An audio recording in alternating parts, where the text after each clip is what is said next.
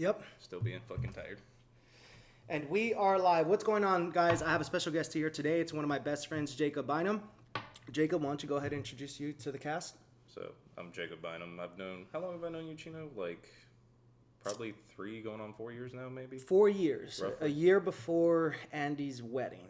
Or a year and a half before that. Yeah, about that time. It wasn't too long before that.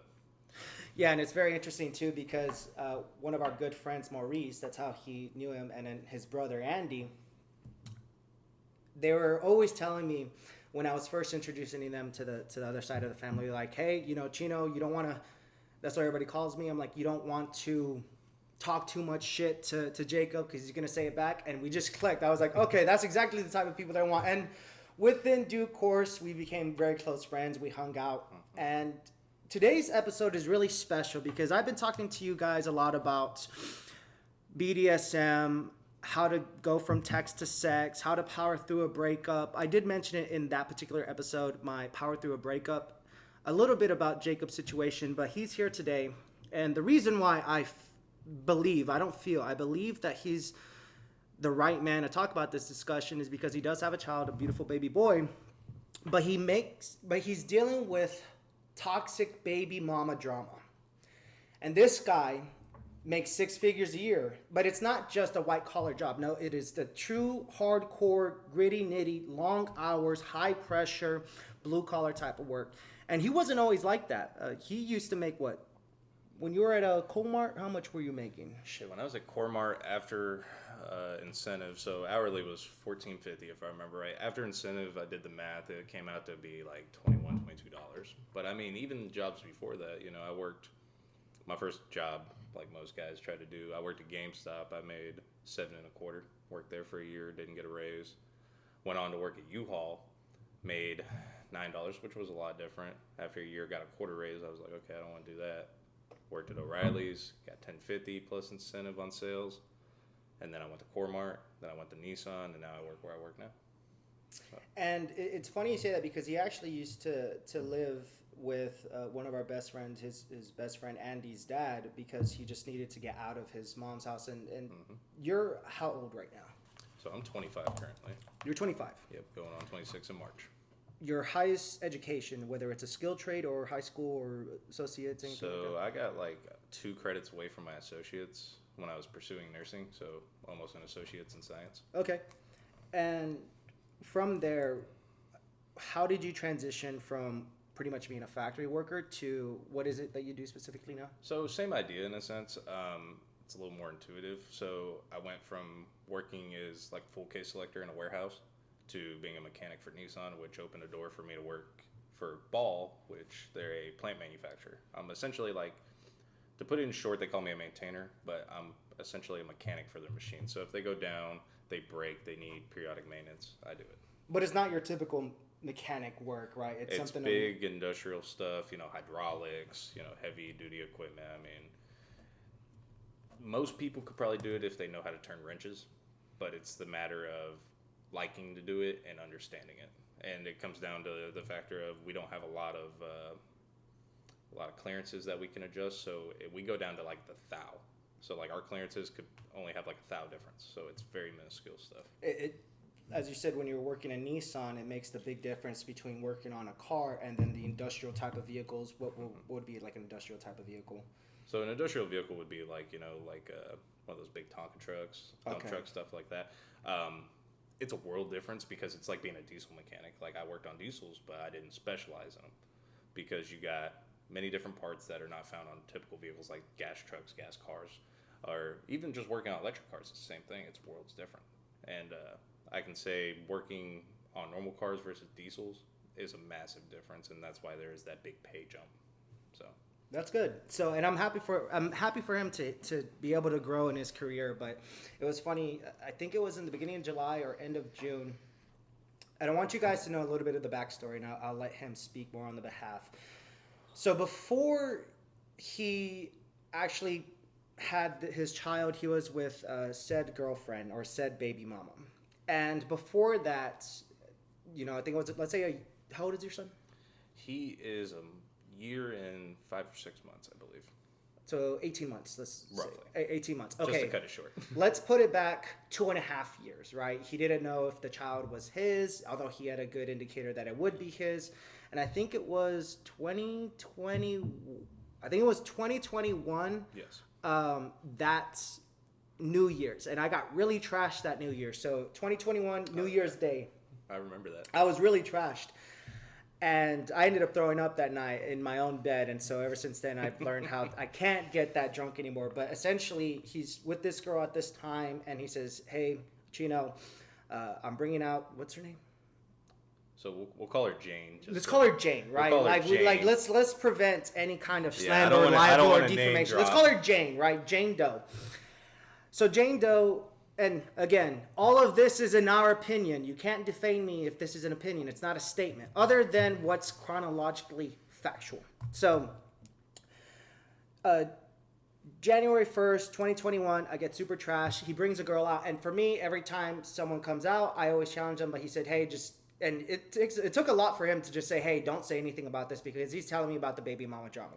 Yeah. I'm the type of asshole to tell a girl to her face, like, "Why are you giving this guy such a hard time?" At this time, I don't think you did or did not know that she was pregnant. So at that time I did, and it's kind of like a gray area because to add a little backstory to it, when she initially got pregnant, I was like, okay, cool, awesome. I have a kid on the way. Wasn't expecting it. It definitely caught me off guard. But then there was some stuff she aired out where there was a night she got drunk because we used to drink a lot. That's how we first got together. We'd go out to 7. That's why, and party. we're not sponsored by Estrella Jalisco, but some definitely people take are, one. yeah, we're going to drink beer. If there's booze, beer. But no, she told me like, hey, this happened this night. There is a possibility it's not yours. And that's where I kind of had to tighten down the latches and be like, okay, well, I can either one, walk away, or two, I can ride it out and at least give it a chance. And you know my backstory. You know, my biological dad, I never met him. When my mom told him she was pregnant, he walked out. Never seen him, talked to him. He's never seen me. So I didn't want that for my kid. And so I was like, okay, well, I'll ride it out. We'll figure it out. Well, to add on that, I got her a house and stuff. Like when she was comfortable to move in together, and I let her pick it out. And what it came down to is the day of move-in, she didn't want to. And I was like, we both signed And was on it this house? It was the house before. Okay. The one I had down south. And she was like, no, I'm not comfortable with it. And I was like, okay, well, that's frustrating. You know, because now I got to live in a house by myself. I got to pay for it. I don't want to affect my credit. I have good credit.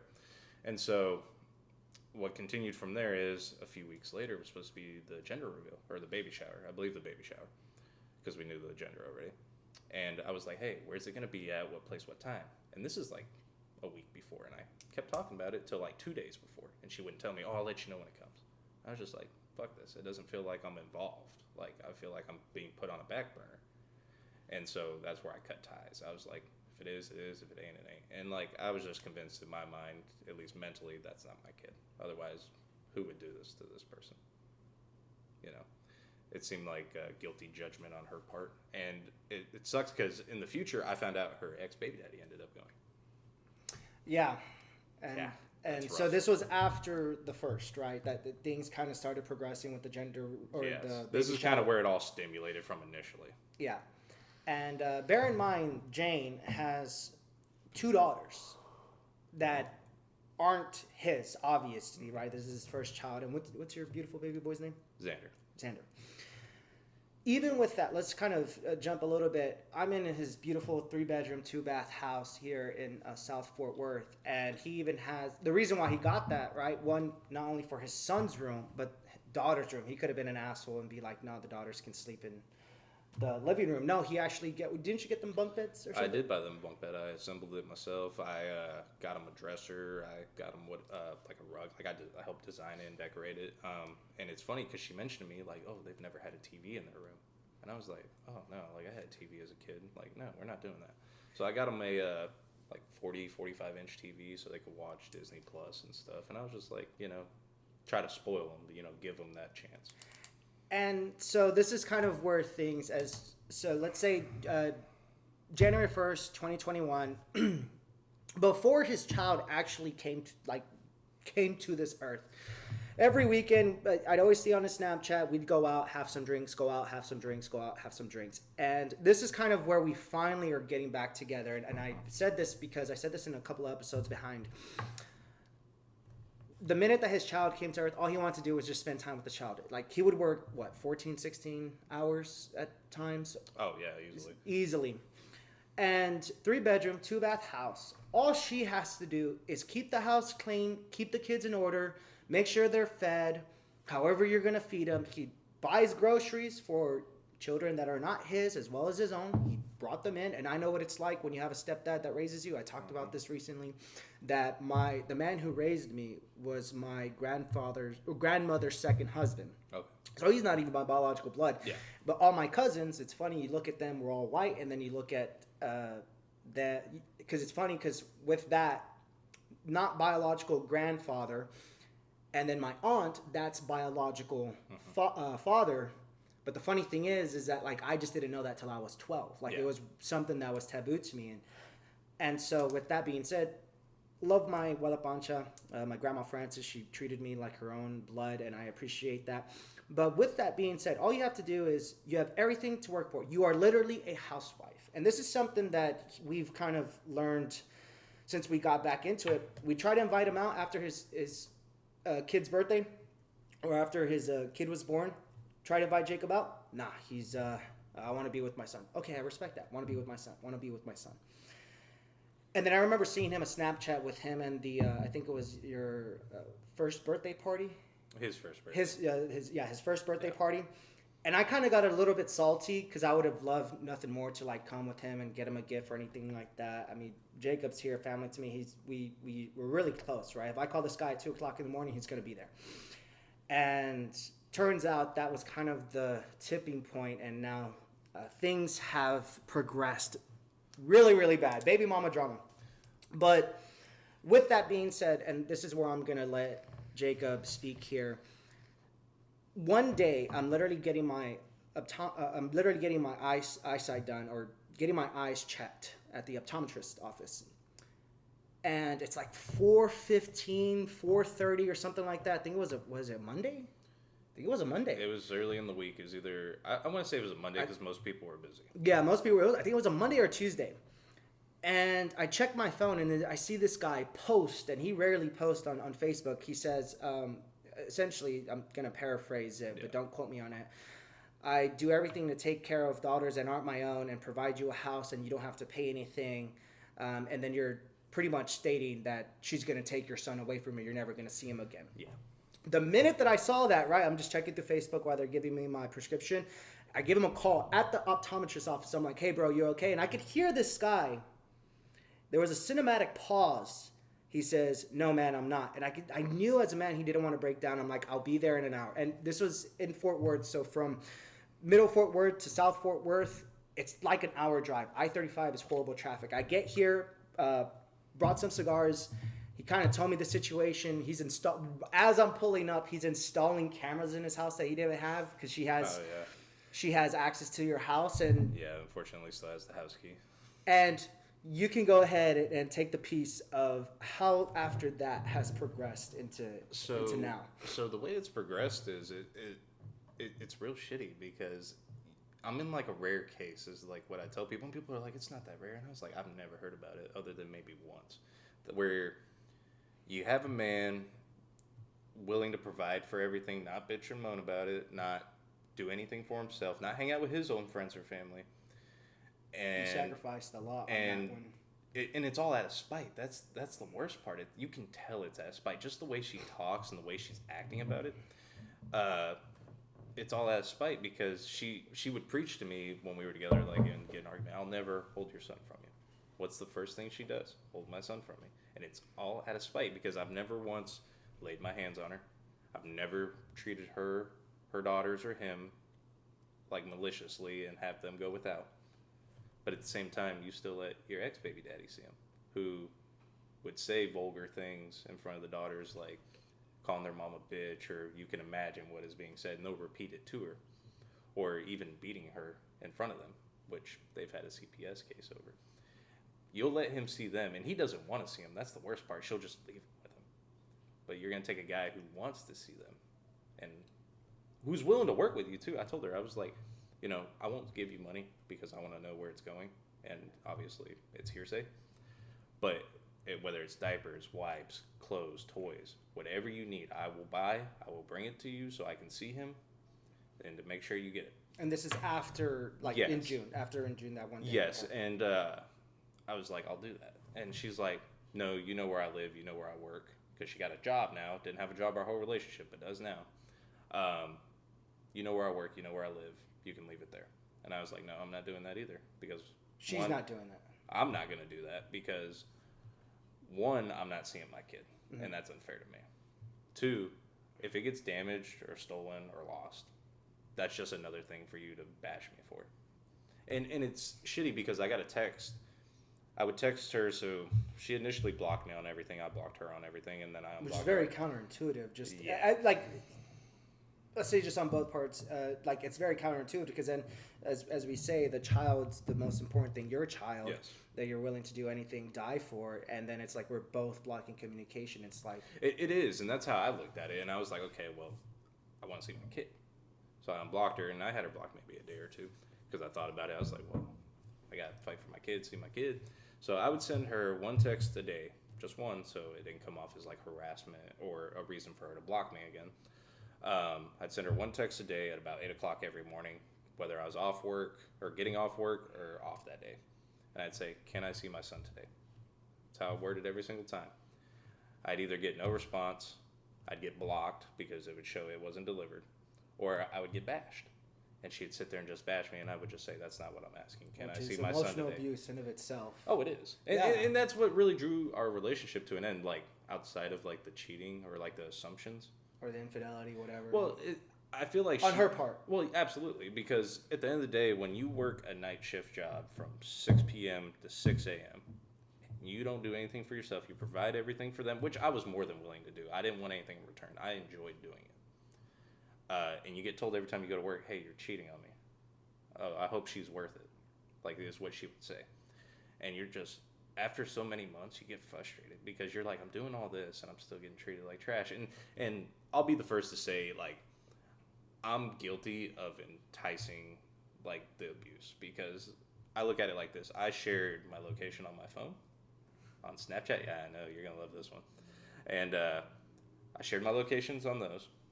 I'm not supposed to technically be on my phone at work, but I would text her when I can, which that's a given. I would send Off her... the record, of course. Yeah, so that's all hearsay. But I would send her a picture of my specific mileage when I got to work, and then I would type it out so it was in our chat because I'd send it on Snapchat. So you couldn't say I didn't change it or you don't remember because that avoided an argument in my head.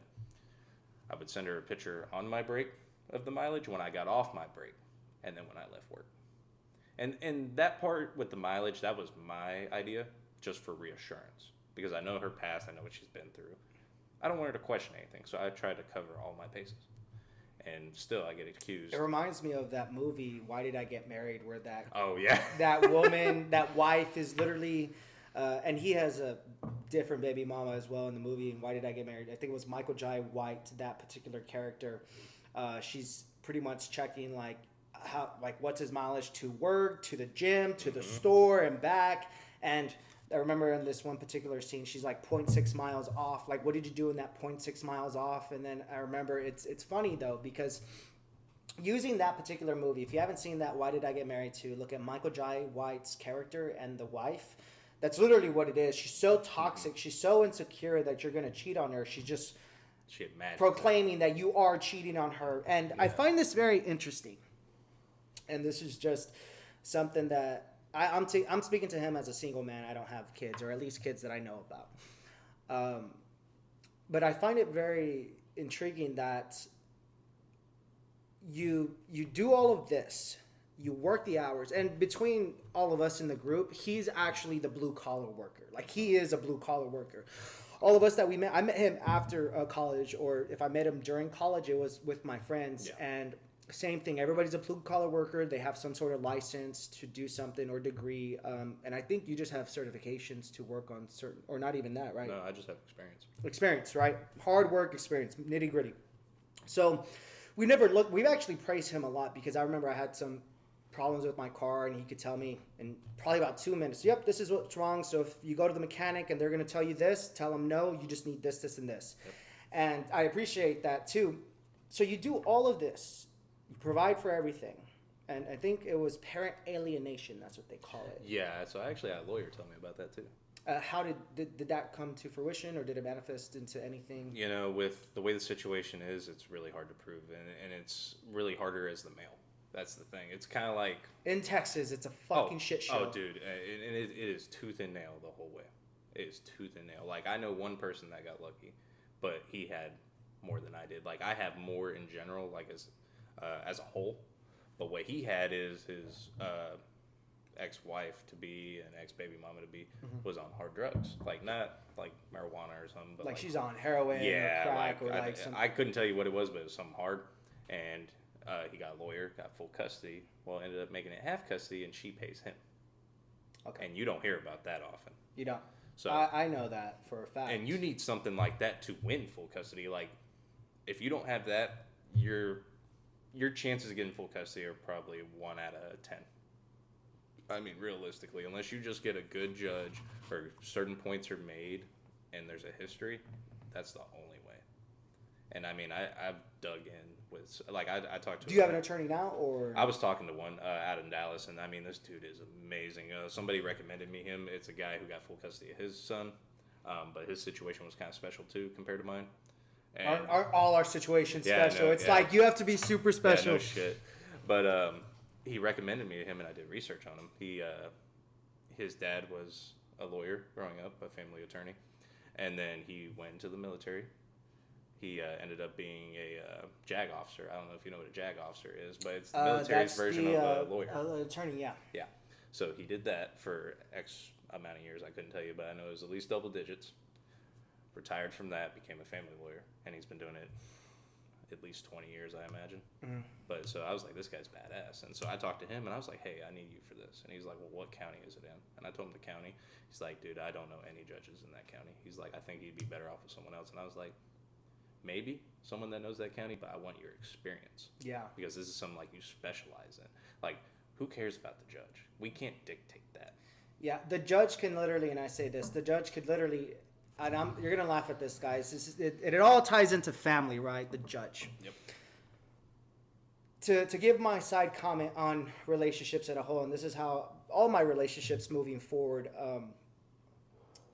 you remember I was sleeping with that 35-year-old woman, that. Who had a child. I do remember that. Very extensive. And she fucked me up. Like it was right when I was at the pinnacle of my career, and then after that, you know, she cheats on me with a guy who has 3 kids. He's 5'5", beer bellied out, you know, has thinning hair. He's like 44 with 3 different kids, 3 different baby mamas. Jeez. She's 35. I walked into that apartment room and I wasn't even mad.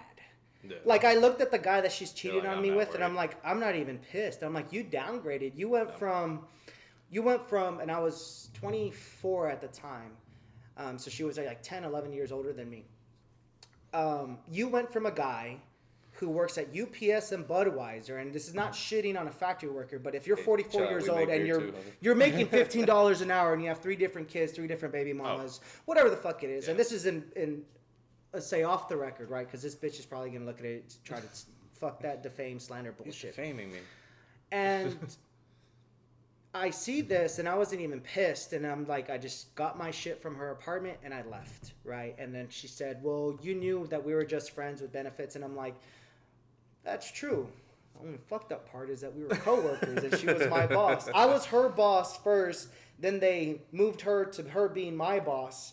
Oh, and then shit. Quid pro quo sexual harassment. I'm the one who gets the shit end of the stick, and they fire me. You're a dude. Yeah, and it's funny because every person in the office, all the clinicians, majority, I think there was only like 3 guys, me, and I was the only male in the office, like as an admin office. Then every clinician there was like majority women, and then there's the director, and he's a male, obviously, because it was wife and husband that ran the clinic, and then like another clinician. Other than that, everybody was female. So I knew I got the shit end of the stick, right? Nevertheless, I get fired, and then all that shit stemmed. You're gonna laugh at this. This is why I'm never fucking concerned, and this is her problem. Her daughter is born on the same day that I'm born, July 4th. Oh shit. You mean to tell me that I have like after a while I did fuck a couple of bitches, had a couple of one night stands, had my fair share of threesomes. But after a while, That's after how that we get point, better. that's how we get better. I'm a firm believer of that. I even tell Maurice, and I'm like, you know, fuck a couple. He just broke up with his girlfriend. He knows I'm talking about this. Now I talk about this. I don't say it out of spite. She was really kind, very For the most part. bratty. I'll say this, but nevertheless, I told him, fuck 2-3 bitches after her. You're gonna forget about her because you're gonna enjoy being inside another woman. That's my mom. Well, it's like my dad. Ever since I was growing up, he's like, because you know me, I'm very attached to my relationships and hold them highly. I remember in high school, like I'd get real upset, and he was like, "You know how you get over a bitch? Put another one under you." and I mean that's followed me for most of my life. And I'm passionate about this. I really am.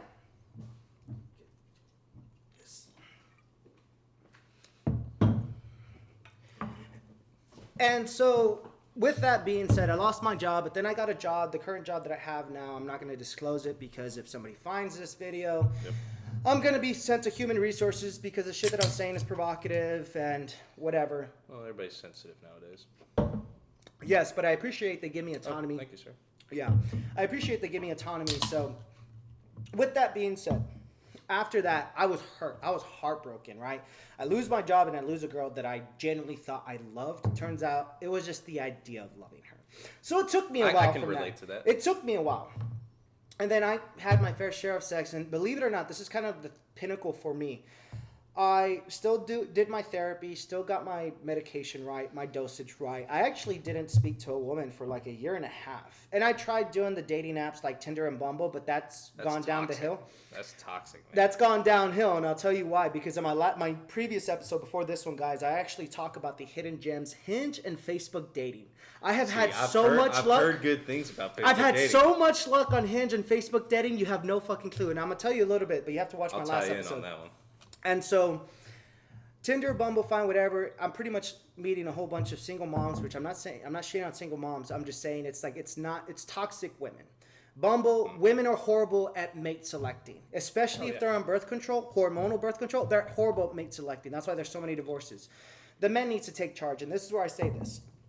So you're getting through this heartbroken, and the way I started doing this, I think it was actually in April, and I met this girl. We met at Locust Cider Brewery in Fort Worth. I meet up with her. Find all the nice ladies. Yeah, I have no game. I have no game whatsoever. Be surprised. I have no game.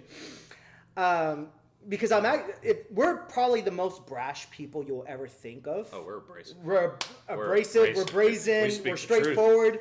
If a woman says, "Babe, does this make me look flat?" This makes you look fucking fat. I'm just gonna be honest with you. Like, I'm sorry, but. And so Hinge, once I figured out Hinge, you get like 7 or 8 matches a day, or not matches, swipes. Yeah. But you have the option to comment. Yeah. So I always comment on something, but I have to comment something in her frame. And this, I literally talked about this in my last episode, and I'm gonna tell you my go-to frame.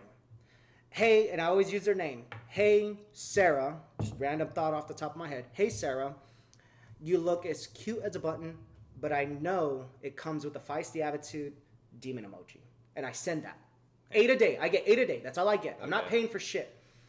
Right? Because when I actually get to meet women, I can make shit pop off. I can escalate stuff. But I am horrible at texting. I don't understand it. Maybe it's the Asperger's.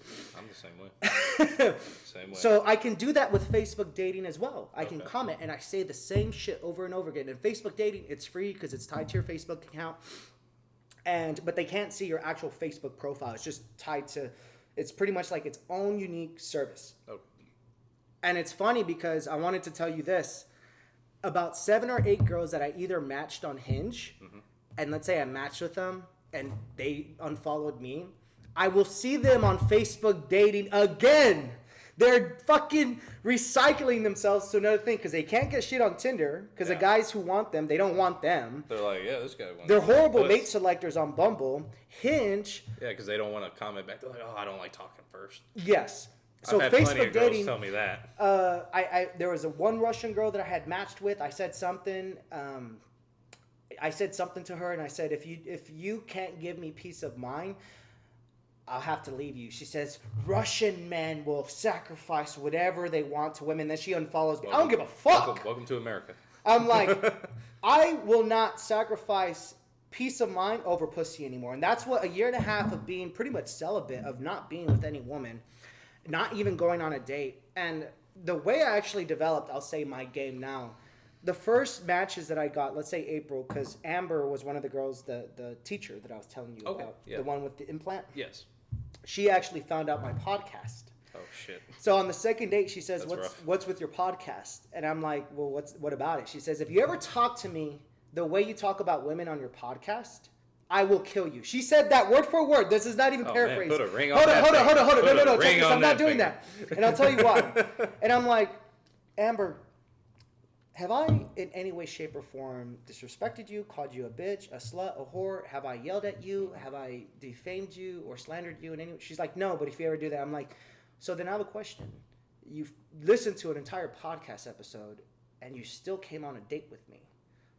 She's like, yes, because I think you're kind behind the words that you say. I'm like, yeah. Exactly. Because I'm a gentleman. I open the door for her.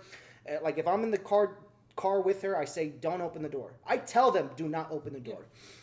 Open the door for her. I have her. She's either I'm on my hands on her shoulder or her hands like right here next to her ass. And I will grab a chunk of her ass while we're ordering something and let everybody know this is my ass. No motherfuckers fucking with me. I can understand. And don't get me wrong, she was really cool, but then she cut things off because I believe she got a little bit too attached, which I get, because her roommate was actually her ex-boyfriend. I didn't know that till after. Dude, that's fucked. Until after, like, the night that I spent, it was in May, right? So April 1st to like May 1st, Cinco de Drinko. That first Sunday, she fucking breaks up with me because her ex-boyfriend, her roommate, moved out. That guy was a bum, and it was funny that. And then after that, believe it or not, because that was one of the girls that I actually slept with, right? I had sex with her. But the turning point for me was I actually got dates with very unattractive women. They're either obese, they had fucked up teeth. Just something about them was not there. Something about them wasn't there. Maybe they had really great jobs, but the problem is they weren't really attractive. And that's how it works, unfortunately. But this is what I said. Like, let's say if you're getting back into the game with me, and every girl knows moving forward is they're going to be my submissive at one point. I will court them. That's perfectly fine, but they'll be my submissive. And this is where I want you to touch into this. Okay. I used all these fucked up dates. Yep. All these dates with unattractive women. I didn't intimately touch them. I didn't sexually touch them. I did escalate some shit. Like, I'll say something like, I think your last boyfriend didn't spank you enough. Or I'll say, I'm like... a playful flirtation. Or I'll say, I'm like, if you keep talking like that, I'm going to have to remind you who's daddy tonight. Like, some shit like that to escalate that. Like, some cheesy shit. Spice it up a little bit. And then, after the first or second day, it'd be something small like a coffee date or maybe like a drink or whatever. They'll keep texting me, and I just stop texting to them. I actually tell them, if I stop texting you, it's because I'm no longer interested. And they get the hint. They don't keep on trying to call me. And even with that, even while I'm going on dates with these very unattractive women, as I slowly started developing my game, I figured out how to get more attractive women and more attractive women. Like right now, I have a girlfriend, but she's perfectly aware that if she decides to leave me, I will be inside another woman in 72 hours. She knows this. Fair enough. And so as you are dealing with this baby mama drama, you're dealing with parent alienation. How have you progressed as a man? Because you don't love this woman anymore, other than the fact that she's the mother of your child. That's something I thought about for the past week. So I really started to dive into like questioning a lot of the relationship because almost 2 weeks ago now, I know somebody that she doesn't know I know, who is a mutual friend of people she knows. And come to find out, she was in a relationship before I even got this house with some other guy. And I know of the individual. I've never met him, but I know of him. Yeah. So this was a guy she was talking to before we got back together. And this was after the son was born. The New Year's. Yes. So January 1st, 2021, and then... Yeah. Okay. So we separated. He was born. Found out he was my son. Well, this individual she was talking to and messing around with before he was born. So late in her pregnancy. So she mentioned him and I knew of him. And I was like, okay, well, I'm glad we're opening about stuff, that we can discuss this. Communication's the biggest thing in a relationship, I feel like. And Come to find out, she was still messing around with this guy, like in a relationship. While you're living in this house. Yeah, yeah, and I don't know what it is. I'm very good at reading people just naturally, and I just This one girl just has you fucking. Well, I've caught. Like, we've had arguments where I've caught people in her phone, like a bunch of guys she's sexting. Now, I can't prove they've ever met, but I can tell the intention was there. And so, that actually happened on her birthday. When I found that out, that was a massive storm. And so, but to get back on the topic about whether I loved her or not, so my dad says it best. My dad told me a quote when I was in my teens, and I've carried it ever since. I actually want to get it tattooed on me, but it was... I'm going to mess it up probably, but it was, you're not in love with the idea of being in love. You're in love with the idea of being loved by someone. Oh, so, I know what you're talking about. So my dad told me that, and it really hit home for me because I'm like, yeah, you're pretty right on that. Like, I love the idea of being in love, but being loved by someone genuinely, like in a relationship, you know, that is something important to me. And so when we got back together, I think I was so in my head that I wanted to convince myself I was in love with this woman, but there was so much trust and concern. Like, there was so much no trust and concern with her that I convinced myself I was in love, but I don't think I really was. And it's shitty to say that because I had to question the whole relationship, like on her part and like how I felt, because I wanted it to work for our family. I wanted it to not be a broken home. That I did want 100%. I wanted to give it a chance, but did I love her? I'm questioning it, dude. I think I was in love with the idea of being in love. And to hold that spot before you take the floor again, there was I know it was when my dad died, so 2017 to 2018, I was with this girl, and she was really toxic too. She actually gaslit and manipulated me, and then people want to figure out why I'm such a fucking asshole. No, you're not. However, bad, dude. I like this. I love this girl so much. I actually co-signed her apartment and got her the job that she wanted. She was making like $12, $13 an hour at Rough Creek Lodge in Glen Rose. Damn. With a degree, and I got her a job at the Dallas Gun Club, I think as their event planner or some shit. So she got that job on salary, then benefits. Yeah, no kidding. That's a good step up. Yeah, great step up. And then she's like, her credit was shot, so I co-signed her. I thought I was gonna love this, be married to this woman, whatever. Then I remember she breaks up with me, and I had stuff in my apartment. Yeah, that you paid for. And she picks me up. She breaks up with me, and then like it's January 21st to like 25th or whatever. I was in an event in Orange County. I think it was a high status summit with Jason Capital. I come home. I pretty much texted her. I'm like, hey, this is my flight. Just pick me up, because she was about 15 minutes away from the airport. I think she lived in Louisville. She picks me up with the guy that she's cheated on me with and her best friend. Oh shit. And so I'm like, who the fuck is this guy? Yeah. So, and everybody's sitting in the front, right? Because she had a 4-door truck, 4-door Ford. They're all sitting in the front, and I'm just sitting there with my bag, and I'm like, this is awkward, you quiet. You could cut the tension with a I knife. knew the tension was there, dude. I come home. That'd be uncomfortable. Best friend and her best friend, and I think her best friend was Jackie, and I don't know, I can't remember what the fucking guy's name is. But he looked like a shorter version of me. Oh shit. But like a hippie, like a shorter hippie version, like, you know what I mean? And I don't want to imagine that. Yeah, it's funny. You look at him, you look at me, you'd be like, what the fuck? Like man, this fucking midget? Fuck that. Anyway, long story short, they get the dog because she had a dog. Yeah. And so they go walk it, and then like she put all my shit in a trash bag. I said, don't touch my stuff. I will get my stuff. You'll never hear about me again. Just pay the rest out of the lease, and then after that, you know, I'll never hear from you again. I understand that. We're not together no more. Yeah. And then she was giving me this bitchy attitude like she always does. But the one thing that she did tell me that I've hold dear, and I think she's like 30-something now at this point. She was like 4 or 5 years older. It's not, yeah, even the girl that I'm dating right now, she's 30. Oh, shit. And I'm 27. So the funny thing is that she told me something similar to what she was telling me. She said, we're not in love with each other. We're in love with the idea of being together. Yeah, and that hits so much harder. And I was just like, this fucking cunt Fuck that bitch. I'm like, I don't care. She ain't gonna do that. In my opinion, she's a cunt. So going back to that. So once your dad told you that and that kind of resonated with you, how has been the progression? Like you're again debating it this week.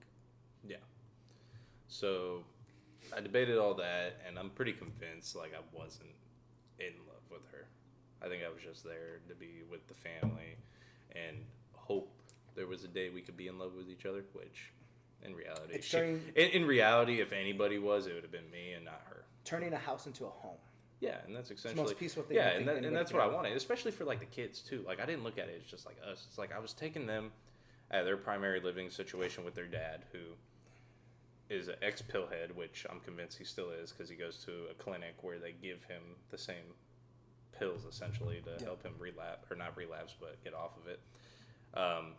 He can't hold any jobs. He pays child support on 4 kids that he does not see whatsoever. He has no intention with them. And to find out when they first had their first child together, she didn't know how old he was till the birth. He's like 34 now. She's my age, which is 25. She did not know that the whole time. Now, I don't know about you, but I know the age when we get together or what they look like. This dude is a bum. And I'm not trying to bash the guy. By no means. But men can tell other men you're a fucking bum. Absolutely. And if you tell that to a woman, she's going to be all in her face. Absolutely. And just because like the stature I have or how I hold a standard doesn't mean I have room to talk. But at the end of the day is, if you're a bum, you're a bum. You're a bum. Men can tell you. You know, you beat on women in front of your own kids, which is sad. You've had CPS involved over it. You had holes in all your walls at your house. You're an ex-pillhead, still am. Used to be an ex-dealer who got your kid's mother on it. I mean, and he has no car, no license, borrows coworkers' cars. I mean, this dude's a bum. And the worst part is I set myself up for failure. Because when me and her first got together, I knew she didn't have a job, which... She had both daughters or just the one? She had both daughters. Okay. So they're 3 and 4 right now, fixing to be 4 and 5 by the end of the year. She did have a son. Unfortunately, he passed away 2 months after birth due to health complications. She's very high risk. He was born very prematurely. And she didn't have a job our whole relationship, which that don't bother me. And now that's something I really visualize is like, hey, do you have a car? Do you have a job?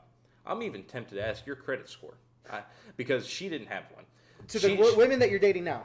My son's mother didn't. Oh, okay. So it's shitty too because she didn't have a car. She didn't have a license.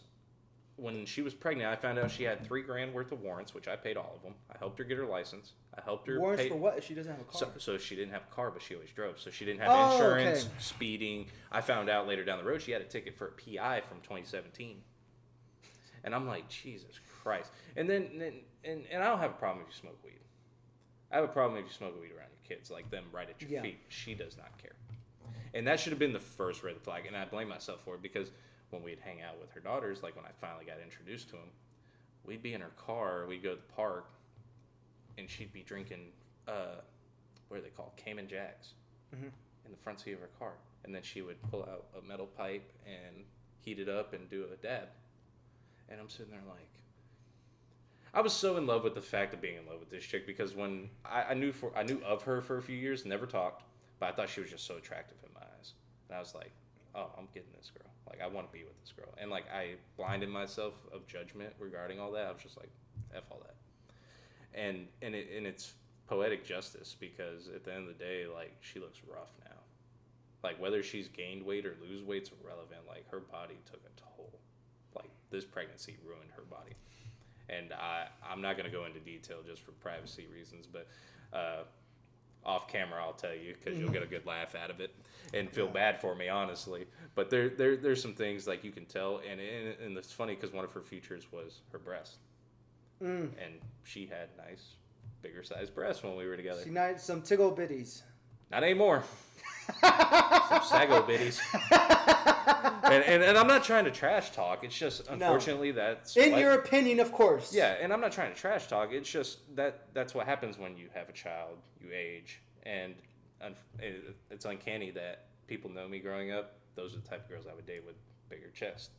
And it's not something I picked. It just ends out that way. I'm a titty man as well. If she has... they got to have one or the other for me. It don't matter which. Yeah, I'm a titty man, and there was one girl Maurice knows about her and his girlfriend at the time.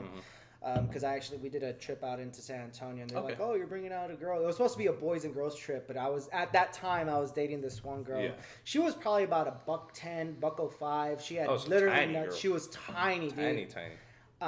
Had absolutely nothing. Very adorable, very cute, but she had absolutely nothing. She had her nipples pierced because she was always insecure about her titties. Hey, that's always a win. Made her my submissive. You know, I like eating pennies. I could tell that woman jump. She'll say how high. But the thing is, when I was going through so essentially, I think I broke up with her like October or November. I think it was 29. When did I get my diagnosis? I think it was 2020. COVID happened. 2020. Okay. So that October 2019, I was dating her for like 9 months. Never official, boyfriend, girlfriend, nothing. I was just casually seeing her and stuff like that. Yeah. But she was very committed to me. And I pretty much told her one day we're in the car ride. I'm like, hey, it turns out my ADHD testing is actually going to be a differential against bipolar disorder. And her response was, where are we going to go eat tonight? Oh, dude, that would bug me. That response, I knew she was not ready to deal with all the medication changes, all the therapy, all the ups and downs. Not even that. It shows there's no, like, care. And I don't believe, like, because she did care. But not in that aspect she did. Yeah. She did care because she asked me, and then she's just horrible with timing. I swear to God, with women. Yeah, I even got her a job. I took her from working at a pizza shop somewhere on University Drive to some copywriting or marketing job in Irving. Like she actually got a job, and I think this broad had like a 4.0 GPA, an English degree, and a minor in marketing. Like she was smart from TCU. Book smart. She was book smart as fuck, but her resume was fucking trash. Every girl that I meet, I will try to help them in their career because if you're gonna be with me, I need you to do that. Until you become the mother of my child, let's grind together. No, I am a firm believer of that. And so after that, she asked me at fucking Panera, what are we? And I'm like, fuck. I'm like, we're really having this conversation right now? That's an open question. So I'm like, all right, so let's get our food. I left my food in the car, dropped her off at the house. She's like, why are you making this such a big deal? I'm like, we just left Panera. I'm like, you asked me, what are we? Yeah. And I'm like, I'm just casually seeing and fucking you. That's it. I mean, you're the only woman that I'm seeing. I know we did respectfully. We did a trip out in Dallas. We did a trip out to San Antonio. Yeah. But I don't think you're ready for the shit that I have to deal with moving forward. She's like, what do you mean? Her dad and mom are going through a divorce. Their brother doesn't know about it. There's just a lot going on in general. She broke down to me and she didn't speak to me for 30 minutes. She's just crying and hugging me and holding me. And I'm like, tell me something. She's just fucking making me nervous. Another thing was with that, I was like, well, when I told you I was going to get a bipolar testing, you asked me where I was going to eat. She's like, well, I didn't know what you want me to say. Say anything other than where are we going to go eat? You're not ready for this real world shit. Now I think she's engaged or about to be married. And this guy's I'll be honest, I saw fat fuck. Oh, I'm talking about like 300-pound fat fuck. Like I was like, and then I saw she gained weight too. She gained a lot of weight. Oh shit. Hanging out with him. Yeah, and it's funny. It's funny too, and I think it's very important. One of the things that I knew was also going to be a big problem was that she was on birth control. And the last submissive that I was with, she was also on birth control. She was on the IUD. Okay. And the woman that I was having an affair with, my boss at the time, she was on birth control. Women on birth control actually make very massively different mating choices if they're not on it. And so, like, with my current girlfriend, she's on birth control. I told you the situation. Yep. She was, like, busting inside me. I'm like, hold the fuck up. We've been each other for a year. I mean, not a year. We've been each other for a month, and you're telling me you're on birth control to bust inside you? Absolutely the fuck not. Well, this is the first time I'm hearing it. Yeah, no shit. You're like, that's questionable. That's questionable, right? Because you never fucking told me that. And so, pulled out, interruptus coitus. I think that's what it's fucking called. But it's funny because the women that I've dated who are not on birth control, I've actually had them more in love with me than the women who aren't. Yeah, because their hormones aren't they're not out of whack. And so, going back to that, you're in love with the idea of being in love with this woman. Mm-hmm. How has that changed? And obviously, you're a single man. You can do whatever you want. You make six figures. What has been your game moving forward? What are the type of qualities you're looking for in a woman? So that's a great question. And to just touch back on this just a little bit. Like I said, I set myself up for failure with the person she is. Like off the bat, like you should know, like, hey, this is a red flag. There was a lot of red flags. This person doesn't have a job. She has all these kids. She's dealing with this toxic ex-baby daddy. She should have She been doesn't have a recreational. car In my license. opinion, she should have been recreational. Well, absolutely, and it's shitty because the money is not an issue. Like the money isn't a problem, but I spent all this time, all this money, all these emotions, and I set her up essentially for the next guy. Because if think about it though, because I got her warrants paid, which was over $3,000. I got her a title to her car that she borrowed money for from a family member. I think you said that's half a paycheck. Oh yeah. That's funny though. The way you say, "Oh, that's half a paycheck. That's fine." Yeah, Okay. I ain't worried about it. I So got warrants her. I got her a title for her car. She borrowed money to help get it from somebody in her family. Paid her warrants. I got her a license. I did all her deferred on her stuff myself. Paid her insurance. Paid her phone bill. Got her a new phone because it broke. I set her up for the next guy. I took somebody, and I'm not trying to bash on people that are in this situation who were trying. She was not trying. I took somebody who was ground level and tried to elevate them to my level, and so they could make something of themselves and be proud to do what they do, whether they work or not. I didn't care if she didn't work. That wasn't the problem. The money wasn't a problem. I had no problem doing it. But it's sad, like you said, with the interest, like with the ex. We would go see her friends and family all the time. I bring it up, and it's an issue. She never would say, "Hey, why don't we hang out with your friends? Hey, why don't we go see your family?" Never. I brought it up once. Oh no, well, I want to go hang out with my dad. In my opinion alone, unless it's a fact, is we're actually the most inviting people that you'll ever meet. Oh, absolutely. And you don't have to expect drama at the end of the day. And I think you told me that. No, we'll give the shirts off our back for anybody. Yeah. You know, if we consider you close and like family, we'll do that shit. And you know me, like I love doing for people, dude. Yeah. Like I could not know a group of people, but we just start talking to them and I'll buy them a round of drinks. Yeah. You know, I'm just friendly. I'm social. I'm a social person. I could be a great salesman. Yeah, and it's funny. No, it's funny too, is because people call us the assholes of the group, but it's like if you give us respect, we're gonna give respect back. But if you press us, oh shit, game over. I'm like, well, fuck your shit up. Oh, dude, if you knew me back in like high school, man, you talk about asshole. Yeah. Man. And you know, I'm glad I'm not that person no more, but I wish there was still a it's still in there. You're dormant, right? Unless unless the perfect situation. Oh, you know it's dormant, dude. But it's funny because you guys would never believe this. I was a shy kid in high school. I was in middle school. I was a shy kid in high school. I had no fucking game. I had acne. I had oily skin. I was bald. I didn't even fucking have hair. I had fucking dandruff like a motherfucker. Yep. I had to deal with the athlete's crotch. Oh, dude, I know you there, man. I like golf ringworm in my middle of my thighs and shit like that. I was brutal. hairy and all that shit. So like I had natural body odor, big ass fucking ears, and it's funny because only after like once I left that hometown, and it was this one girl. Her name's Alex. I'll put that name, Alex. Okay. Alex tore my fucking heart. And the way she tore my heart was she was my best friend from like freshman year to like junior year. Mm-hmm. Freshman year, she gets married with a guy who's a senior, and he's 18. I think she's 14 or 15 or some shit like that. We're born in the same year. I think her birthday is later in July. I can't remember. And then she marries this guy. This guy literally finds like a knockoff version of what Alex looks like. Oh, shit. And, you know, she has to go through a divorce. And one of the things, and I'll say this, and I don't want to touch too much on it.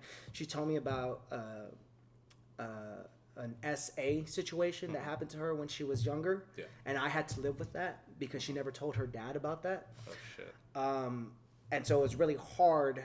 Just how the hell do you not know what's going on with your kids, right? Like, how is your daughter so ashamed that she can't up to if anybody fucked with my kids, you know, try to do an SA situation, I'll fucking kill them. I will kick your chest through your back, motherfucker. And I say this legally, right?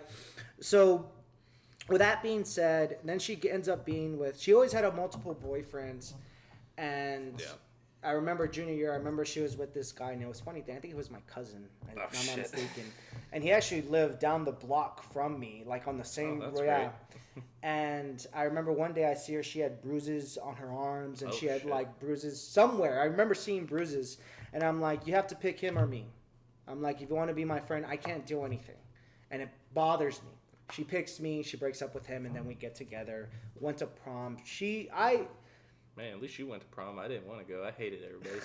And had to go home by 12. They even got like a fucking I remember that junior prom, they got like a motel room, and everybody's fucking sucking, whatever. Doing. And this woman, man, I'm like, she really did a number on me, because I would have given her the world, right? I even got her into the university.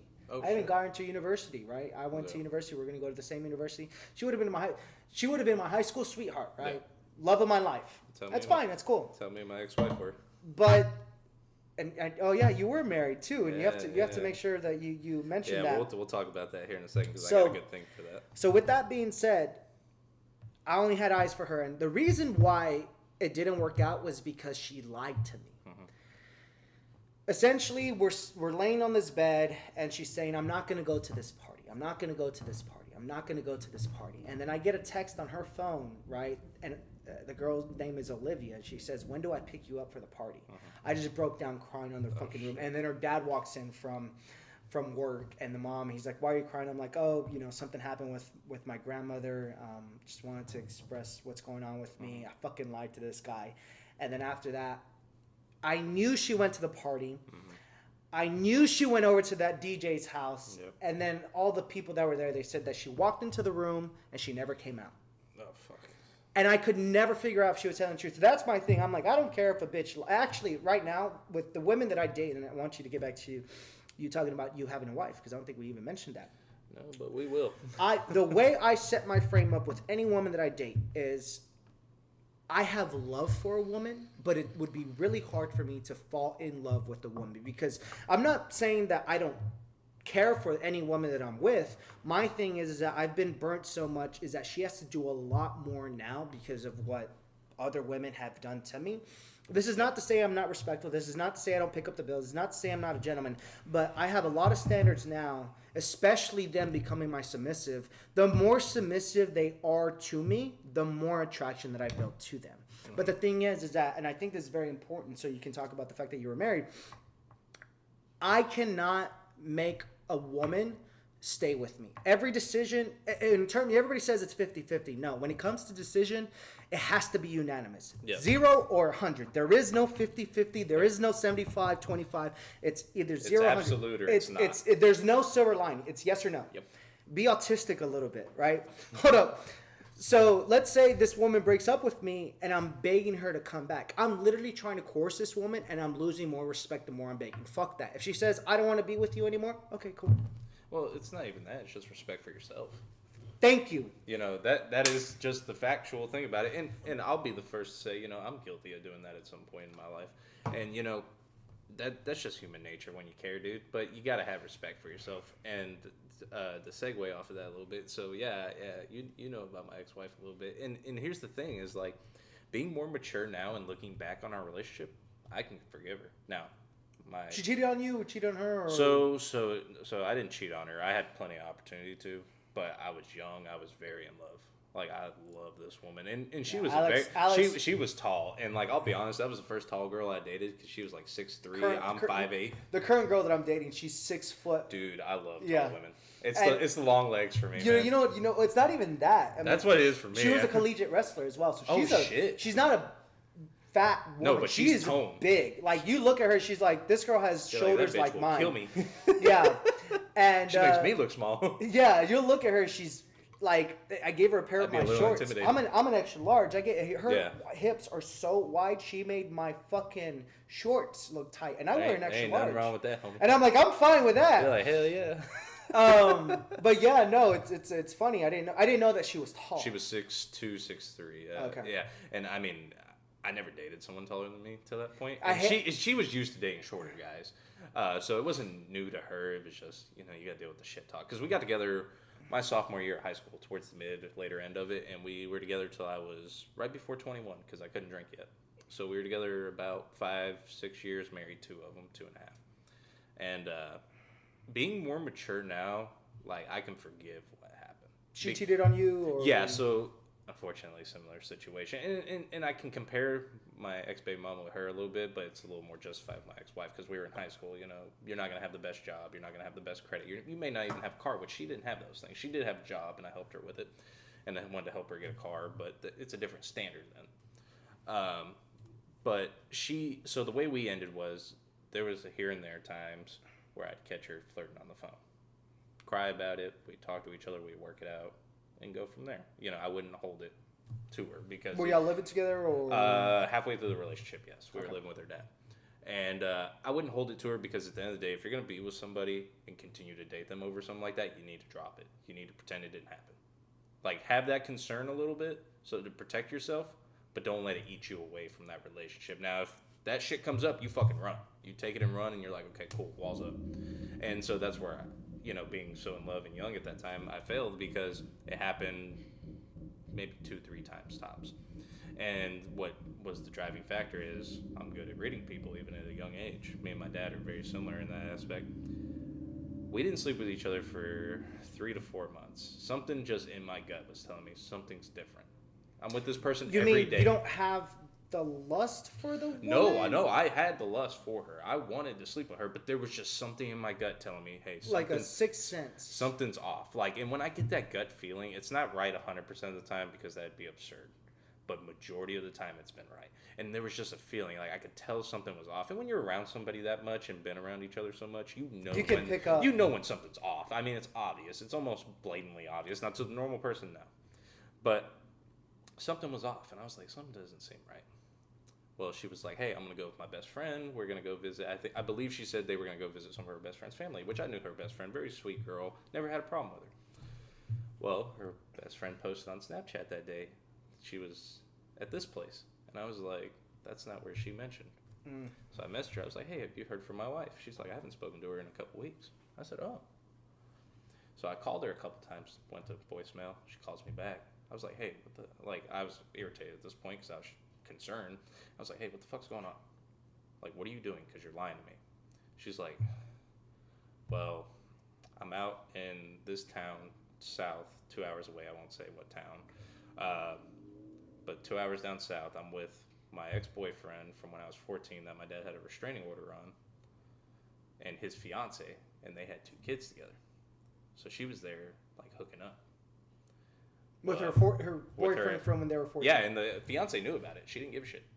That's the astonishing part. Like, this is like, not speaking on my ex-wife, but speaking on those people, fucking white trash, dude.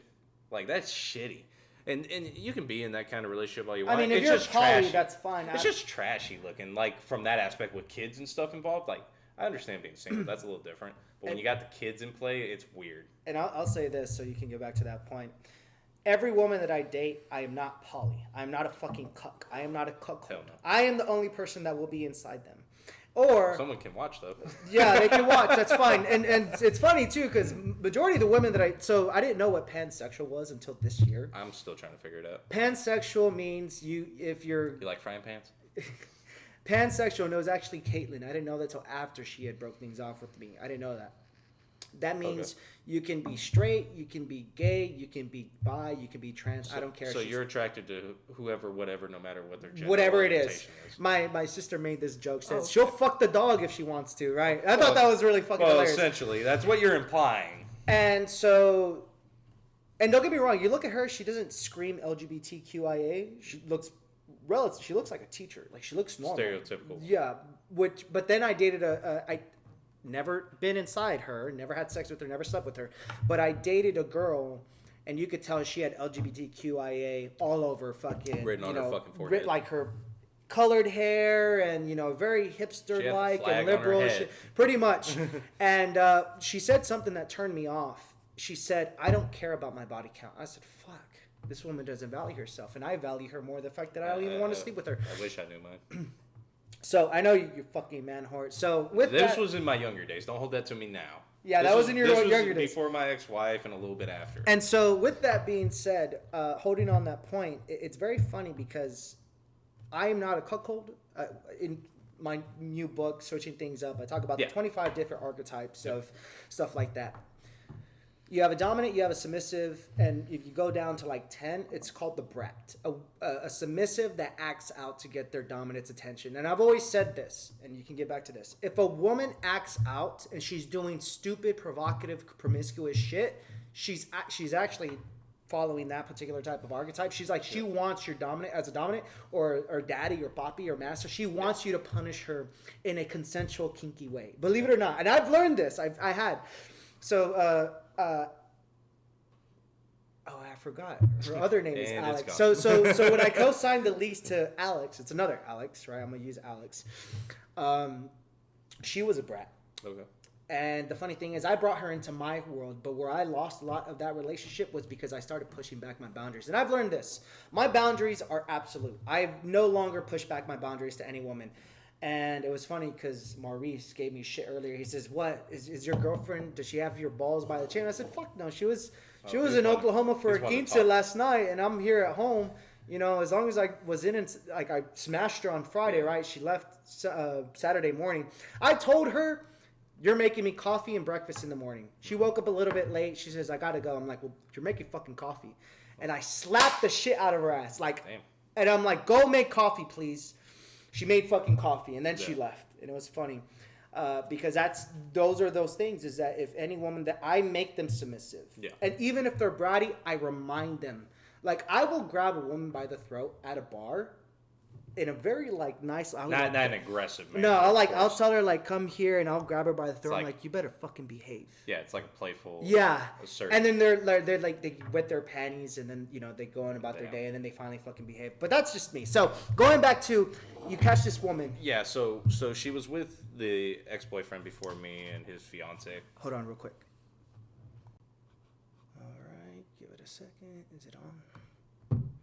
All right, guys, thank you very much for the wait. Just had a little bit of an intermission there. The last thing that we were talking about was your ex-wife. You caught her doing X, Y, Z, and then... So, yeah, I caught her, I called her, and she told me, hey, I'm with my ex-boyfriend, his fiance, their 2 kids, and I'm pregnant. Yeah, go ahead. Well, keep in mind, I didn't sleep with her for 3 to 4 months, so that wasn't a concern in my head. I was like, that's obviously not my kid. So I was on the phone. She's like, I was calm about it, which shocked me even in the moment. And she's like, what, you're not mad? I'm like, nah, I'm not mad. Got rid of all her shit that I paid for. At least I didn't touch her stuff. But I called Ruben that very moment, had my stuff moved out that night. That's when I moved in with his dad. And he came, got all that stuff. But what I was getting at with the maturity aspect is I got to thinking about it the past few months, and I forgive her because at the end of the day, we were just 2 different people at a young age. Like, she is more comfortable in, like, a poly relationship because that's what she's in right now with with that boyfriend that she ended up getting, the baby daddy. Yeah. So they're in a poly relationship. They can sleep with whoever, which to each their own. You know, that's her. About it. That's her business, not mine. I'm not that kind of person personally. It's mine is mine, and vice versa. And it really shocked me because at our last appointment for like our divorce, our court hearing. And you didn't have a child with her, right? No. So because there had to be a paternity test and everything, because we were married. So I showed up there. I told her, you know, hey, you got to be there. And I didn't see her when I walked in, so I didn't expect her to be there. I sat like second to last row. I was just sitting there. They called up our names. So I go up there to the judge. Little did I know she was sitting behind me. So I walked up there. She stood next to me. I was like, holy shit. And like, she looks different physically now and everything. But it was so surreal because like, for some reason, like my heart started racing. I don't know why. It threw me off. I'm like, why am I acting like this? And so we talked. And then we stepped out of the room. We stepped into the lobby outside, and we talked for like an hour and a half, like just cutting the shit. Once everything. Yeah, just cutting the shit because this took a long time because COVID just came into play too, and we were cutting. 2020. Shit. Yeah, we were cutting. Yeah, it took a long time, dude, because I had to wait for the child to be born and XYZ. Like it really drug on, and that's not her fault, but yeah, we sat there and cut the shit for like an hour and a half. And it was so surreal because we were talking like we were friends again, like back in high school before we got together. And so I can really forgive her because at the end of the day, we were both young. I wanted something. She didn't necessarily know what she wanted because like she didn't want kids originally and then she wanted kids. I didn't want kids, period. Does she have kids now that you know? Yes, so okay. She has 2 now. She has I believe a son and a daughter. Daughter was first, son after, and then his 2 kids. So they're all his, but we just we didn't know what we were doing. I mean, we were young, we were in love with each other, but she wanted something, I wanted another. It is completely understandable. I can forgive that. You know, we were young. But it's crazy because like I can't say I didn't love her at all during that relationship. I absolutely did, and it's crazy to think about it now. Is like if you gave me the opportunity to date her again, I probably would.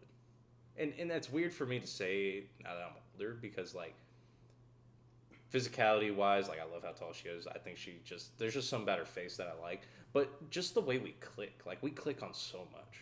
Like but but the problem is like my standard now is so high. Like looks After aside. being married, divorced, Yeah, so my standards. having a baby mama, Yeah, now you're dealing with. my recent ex is what really drew my standards in because I sat back and I'm like, what am I doing wrong here? Like, because I know it's not me. Because like I'm doing all this stuff, and it could be As me. a man, So it could be me in that aspect because like I'm too giving, like I'm too willing to be like, okay, yeah, you're right. You know, just agree to the argument and say, hey, you know, I was wrong, just to end the argument and agree and bring tensions down. I'm quick to do that. I'm quick to take care of anything and everything for this person. You know, if they need money, I send it. You know, it's like my ex-baby mama. I sent her over $3,000 on Cash App. I got screenshots of that. those Yeah, receipts. I was like, that's embarrassing, dude.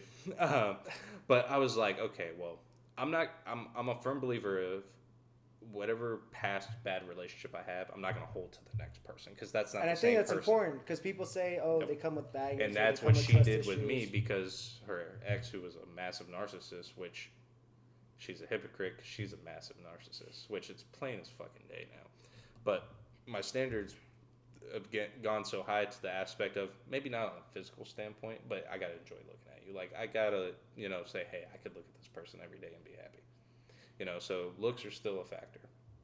Not the top factor though. Top factor comes down to, do you have a car? Do you have a license? Do you have a record history? You're not doing warrants. You're not paying another warrants again. No shit. I'm not paying for another fucking car, a fucking car license. But do you have warrants? Do you have a license? Do you have a car? I don't care if you have your own place. I can understand that. Yeah. The price of living is ridiculous nowadays, man. Like it's almost unfair.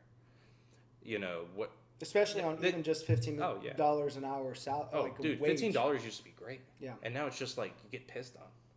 And it's like, this isn't another factor, but it's something to keep in mind is like credit score. Like, it doesn't say anything about the person. You can have a shit credit score, be a great person, be well off. You just don't have it built.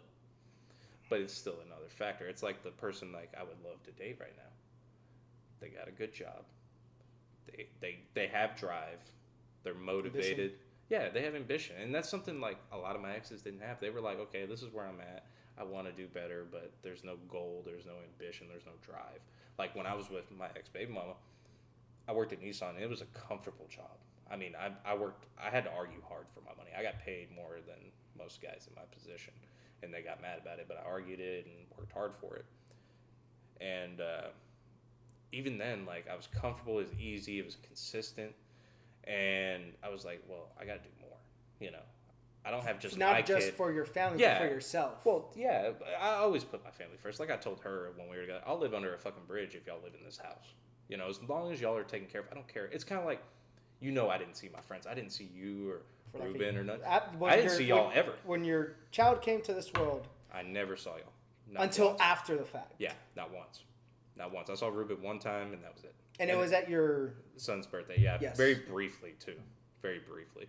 And you could tell there was tension there because like her family is so judgmental for the most part. Now I will not speak. Didn't you say that like after he left it ended up in a shit show? Yeah, it was. But it's like I'll never speak bad about her stepmom and stepdad. Great people. Not the best past, but they're doing what they can and doing for the family. I give them all the props in the world. The rest of her family, garbage.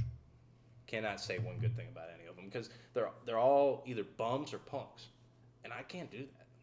It's like her oldest sister. Like, I didn't have a problem doing it, but she'd ask me for money. Be like, hey, I'm short on my electric bill. I'll pay you back.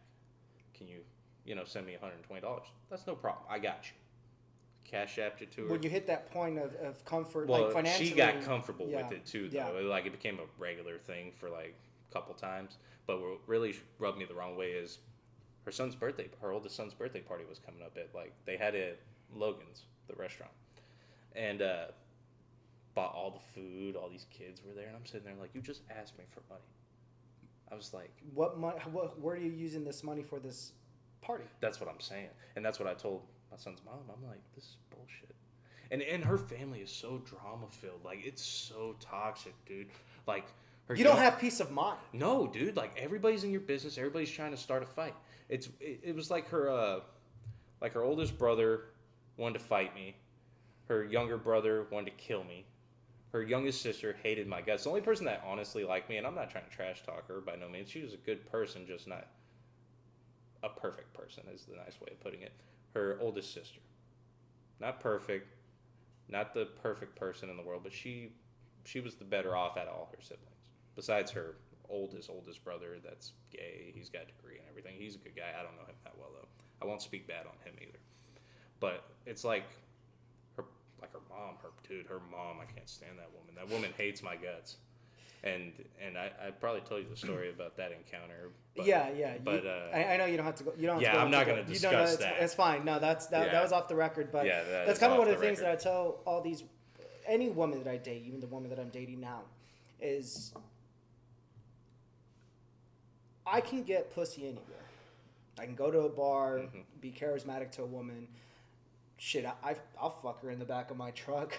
Yeah. That's clear as day. I don't have tint, and I'll do that, right? Put a condom on, get in, get out, or get in, get off, get out. But I'll never see that because every woman that I date, I put them in three categories. There are women that I date, there are women that I have sex with, and there are women that I sleep with. If I sleep with you and I wake up next to you, I'll fuck a woman at her apartment and she'll be like, "Are you spending the night?" I'm like, "Nah, I can't. I have to let my dog out. My fucking dog. My dog is, no. I'll tell him like I have my dog, and I'm like, he's been at the house at 8 hours. I got Charlie. That's my dog. They're like, "Oh, okay," because that's not a woman that I want to sleep with. I think for me, and I say this, people say love languages and all that shit. Mine is words of affirmation, quality time, and physical touch. I don't need gifts. If you give me a gift, I'm okay, fine. Whatever. You're open to it. I don't even know what the other one is, because I know it's 5 of them. So I gave you 3: quality time, physical touch, words of affirmation. And I say this, and I want you to speak the rest of your piece of the women that you're looking for now. Once I finish what I have to say, the reason why men go to strip clubs is for 3 reasons: quality time. Physical touch and words of affirmation. I can tell you I can agree on that. I can tell you the last time that I got actually complimented, and that was when I was in college. I went to McMurray University. I played some college football there for a minute. And I went to the registrar's office, and it was this black lady. White lady. I think she was from Georgia. She had the old South accent. Oh, yeah, that's one of the most beautiful. Real Southern. She was like, "Oh, darling." I'm like, I go to the registrar's office, and I asked her, "Excuse me, miss, can you check to see if all my transcripts transferred over here?" She's like, "Oh, darling, can you say that again?" I'm like, "Can you check your computer to see if my transcripts transferred over?" And with me as a Mexican, either I'm drunk or if I start saying R's, it really comes out. Yeah, it comes out. Like if I say fucker or motherfucker, they're like, "Oh shit, that guy's fucking very Mexican." enunciated. Very enunciated. And so she's like, "Oh, darling, you sound like when I was in Cancun in my early 20s. I'd be like, "You racist bitch." Hold up. Cancun, my early 20s. I remember the waiter. His name was Jose. And you sound just like him, darling. It's so... to this day... Jesus Christ, dude.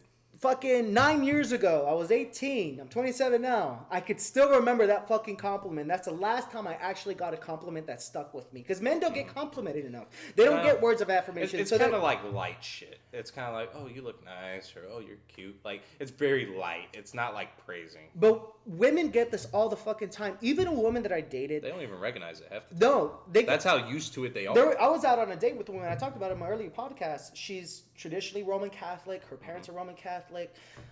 She goes to church, all that shit. And I remember we went out to an arcade. We didn't even get to a barcade. We didn't even get to play games because we just ended up talking to each other for like 30, 40, for like an hour and a half. Then that arcade, the barcade closed down. Or not closed down, but it was shut. They were going closing. to close. And then we went to Bar Louie. We went there. I've yet to be there. Oh, it's all right in the Arlington Highlands. Oh, okay. So we were there for like another hour and a half, had 4 drinks, 2 me, 2 her. Then I saw that she was a little bit inebriated because she was drunk. I guess she doesn't drink that often. And for me, it's like, yeehaw, cowboy town, take a motherfucking drink. And so I'm like, all right, let's go eat a little bit more at IHOP. She's like, all right, so we eat at IHOP. And I pretty much talked to her. She's asking me about what girls I'm into. I'm telling her, I'm like, well, girls that are submissive to me, they're only submissive to me. Pretty much saying the same shit. And I'll say a little bit more before you get to your point about the quality women that you're looking for today. In her phone, Facebook dating, I met through Facebook dating.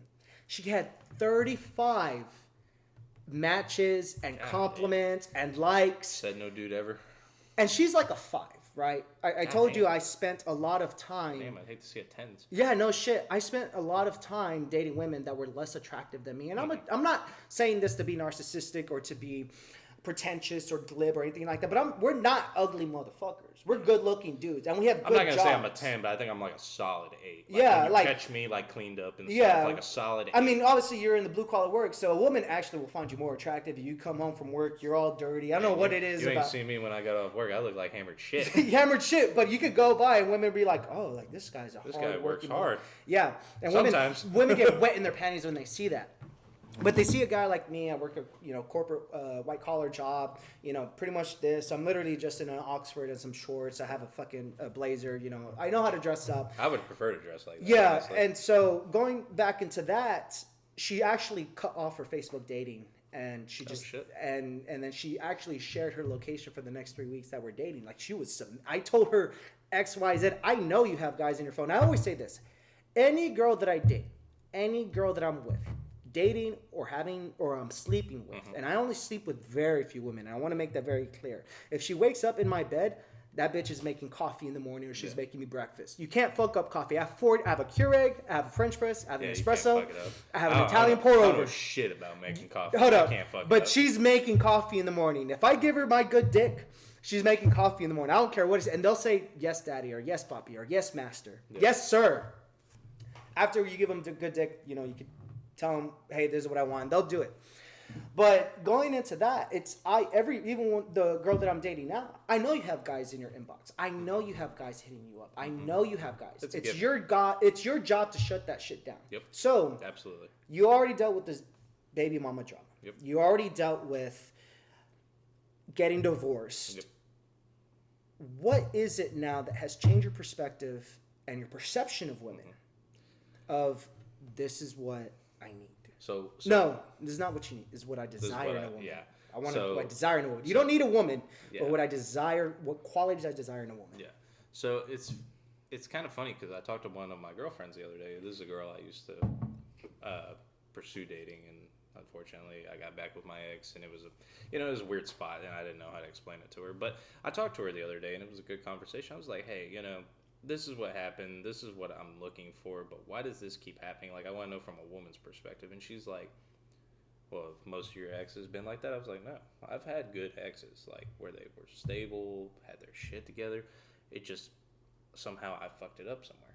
Like, I didn't treat them the same as these chicks that are not together, that are bums or something.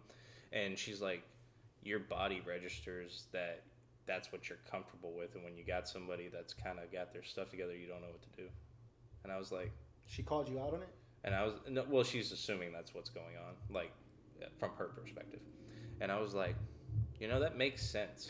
I was like, that makes sense because I like doing for people, and like, I don't want to date like these bummy bitches. Like, I don't, dude. Like, it's totally on the bite. Like, there's a gratification out of doing and helping them, but at the same time, a bummy bitch is a bummy bitch, dude. Like, they're gonna go back to the roots, either be gold digging or hoeing. And my ex baby mama was doing both. And I know what it is. It was the drive for attention. That's what it came down to. Because she's big on attention. And like, I would give her attention, but I would come search home. for validation. Yeah, There it is. yeah. And I would come home and shower, try to relax. Like, it'd be my off day, so I'd stay up. I wouldn't go to bed. Yeah. And so I'd sit on the couch with her. We'd be watching TV, and she's like, "You didn't even kiss me yet, and it's been an hour." I'm like, "I'm just trying to wind down." Like, my job, you got to wear earplugs, you got to wear safety glasses. I mean, I got to think about getting hurt every day. Yeah. I mean, if I put my hand wrong in one of these machines, it'll take my whole hand off. I've seen pictures of this shit. It's brutal. Like, right before I got there, a guy got caught on a dead plate, which is like a flat metal plate going across the conveying, so they slide over. And he was cleaning up there, leaned over, got his arm caught, ripped all his skin off. Like bicep down to the wrist. Probably need to do a skin graft. Oh, yeah. If anything. Absolutely. There was a guy that got yanked into a machine because someone turned the siren off for when you kick it on for like a safety measure, because he was working on it and he got sucked into the machine. Like, they had to take it apart to get him out. Like, it was like these big, it was like a grinder in a sense, but it's called a bellback. Spins the can around, makes the neck on it, and he got sucked into it. and they had to take And that's apart. the risk women don't understand. Even feminist women who say, "Oh, why isn't there women wanting to do these industrial or very heavy It's not duty made for jobs?" everybody. It's like it's not, because the thing is that if you put the average woman, let's say she's 115 to 165 pounds. I mean, unless she's 200 pounds, that's a big woman, as any woman. Yeah. And let's just say that that woman is functional. Like for us, you fucking throw us in the dirt, we're gonna grind, we're gonna break our backs, fine, whatever. Women aren't designed for that. Well, it's like You know what I mean? And P feminists could get mad at me. This is not being misogynistic or anything. No, it's just factual. It's factual. It's you don't want to do that 12, Majority of 14 women hours don't a wanna do day. that. Yeah. Well, it's like a girl I know, or I know of her per se. Her name's Brittany. She's a mechanic. She started her own shop and everything, and like that is a blue collar woman at her finest. Like you don't see that often. Now there are women that are Is mechanics. she butch or is she straight? No, she's a straight girl. Okay, yeah. Yeah, you know. That's the exception to the rule. Yeah, like no. Well, I worked with a butch girl who worked at Nissan with me. Very sweet girl, very hardworking. But as you said, there's 10 guys and there's that one girl. There's an exception. Yeah. Yeah, and it's rare. Like I know a girl that works at Mercedes. She's a mechanic. She's real dolled up, real pretty girl, does her nails and stuff, but she works on cars. Yeah. And I wouldn't imagine that, honestly. But it's like in my job, like so you got the front end, back end, palletizer. The back end is like our decorator people, where they make the label for the can because we don't fill them, we make the cans. So we make them for the customer. Like if it's Coke, they make Coke and they mix the colors right and all that. There's not a lot of heavy lifting, but it's a high stress job still. There's women that work back there. My section, there's a lot of heavy lifting. I mean, a tool pack on like our 12-ounce cans on that line when I was working on it before I got moved. That tool pack, we weighed 110 pounds. And you got to put a handle on it that fits just one hand. So not a lot of women can do that. There's women that can. They ain't going to do the shit we do. Yeah. They're probably doing something better or something else. Like they probably work at a gym. And when I you don't take know. out like a man's physical capacity to lift heavy stuff, a woman who's even 165 pounds and she lifts, well, shit, I know a woman who's 165 pounds, she does CrossFit. The most she can bench press is like 155, and then the most she could deadlift is like 225. Well, it's not, it's, you know what I mean? It's Well, like I work with a lot of older women too, and you can look at it like this. Let's take the physicality out of the aspect, like heavy lifting. Most women aren't going to be comfortable saying, "Hey, I don't mind working 16 hours consistently." Like I work 12 hours consistently, but like when I worked at Core-Mart, there was girls working the pick line, which you're just scanning and grabbing stuff. There was not a single woman ever I seen work full case. Yeah. Where you're picking up heavy shit, you're there for 16, 17 hours till you finish.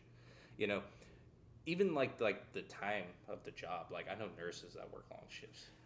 When I lost my job and I was working at FedEx, very few women were lifting the heavy packages. They were just scanning shit. I knew forklift drivers, like cherry pickers and stuff. Yeah. Very few women. There was probably like 3 that I could think of, and there was this one girl. She was actually a mom, and nope, she just scanned shit. She just kind of like laid things on for me, and I had to do all the heavy lifting. I was like, fuck. Yeah, she was like. I'm thinking to myself, she was like a selector. and I'm just like, oh fuck. I'm like, I have to fucking work this shit. I'm like, give me another dude, and I'm like, go with some team that's like 3-4 guys. Just give me another dude. I'm like, I you're can't like, do this this is shit. one-sided. I'm like, because my thing is that if you're gonna work, you work, and I've been in positions where they treat me like shit, but they let the girl do all the pretty shit, and I have to do all the heavy lifting, and they give credit to the fucking girl, and I'm like, no, fucking not.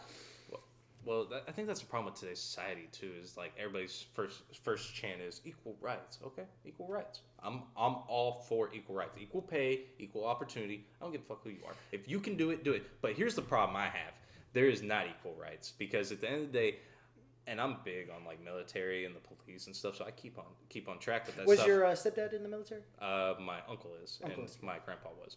I just always loved the military. Yeah. I don't know why I've always loved it. Like if I see a veteran there, I will do my best to open the door and buy him a beer. I'll shake their hand. It's the least I can do. Yeah, I'll shake their hand and tell you thank you for your service. You know, I love the military. Like people may not agree like what we do, and that's fine, but I still respect the military highly. You know, and same with police officers. Like not all police officers are perfect. Not all of them are good, but I still respect them. Yeah.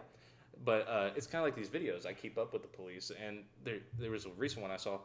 They were at a wedding arresting people because they were fighting. Well, there was a woman kept kicking the cop in the nuts from behind, and then one tried to grab his gun. He just threw her down. Everybody's like, he knocked her out. Like No, that. I'm like, No, here's the thing: equal rights, equal fights.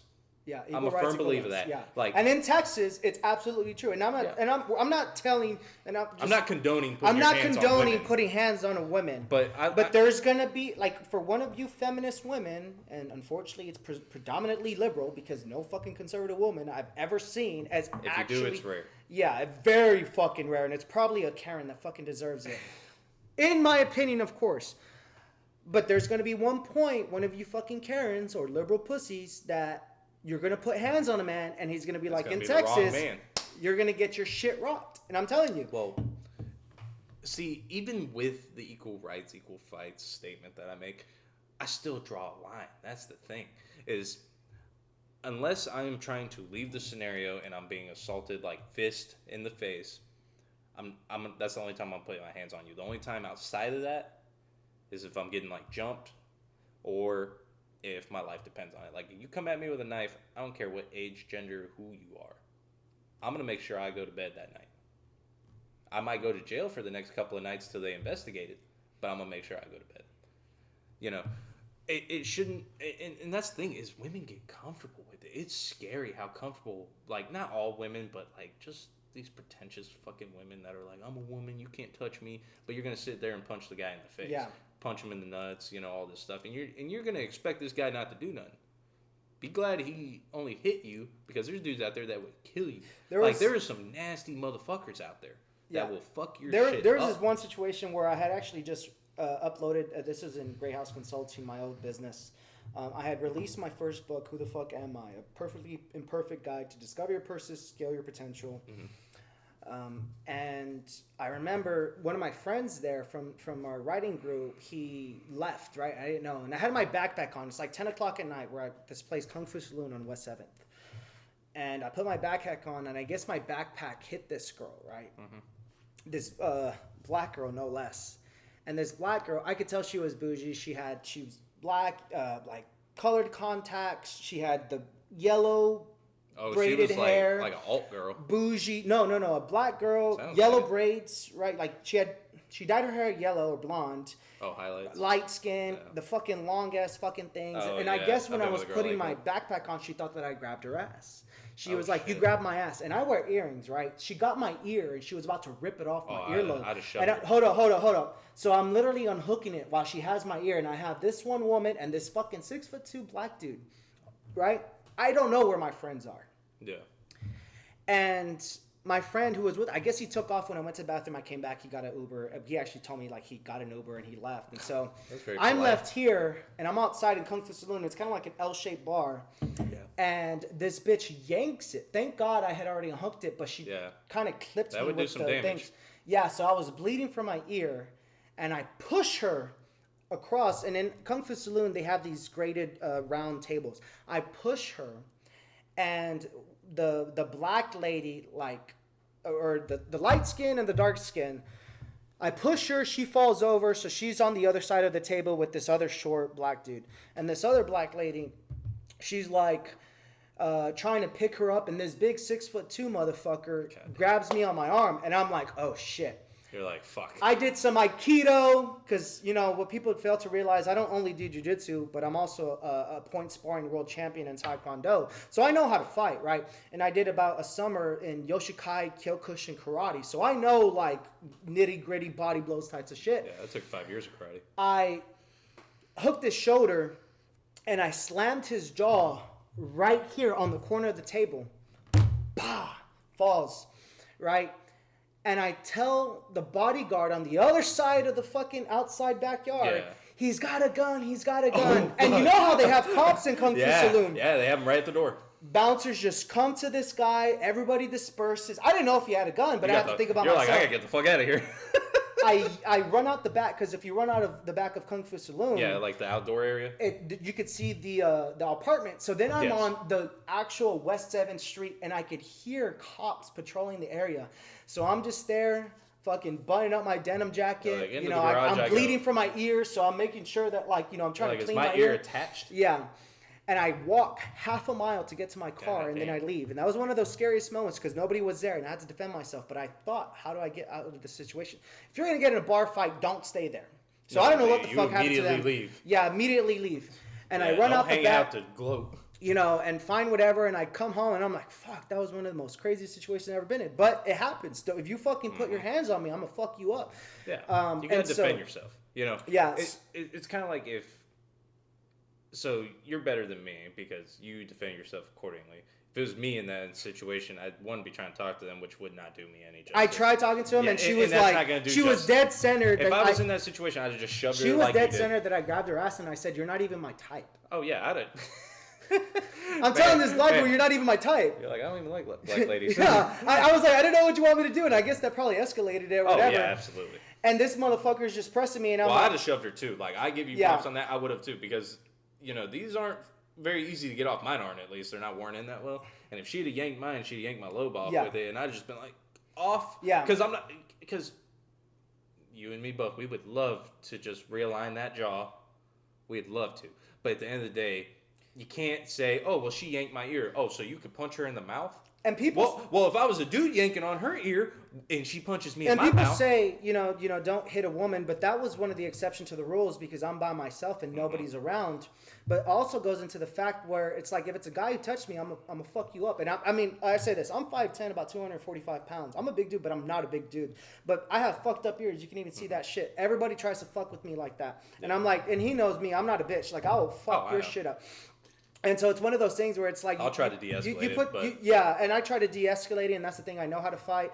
But this girl was fucking dead-centered, and this guy was, like, pressing me and stuff like that. I just fucked this shit. I wouldn't doubt it if I dislocated or shattered his jaw. That's the problem with me. With that being said, because those are bougie ratchet women. Oh, yeah.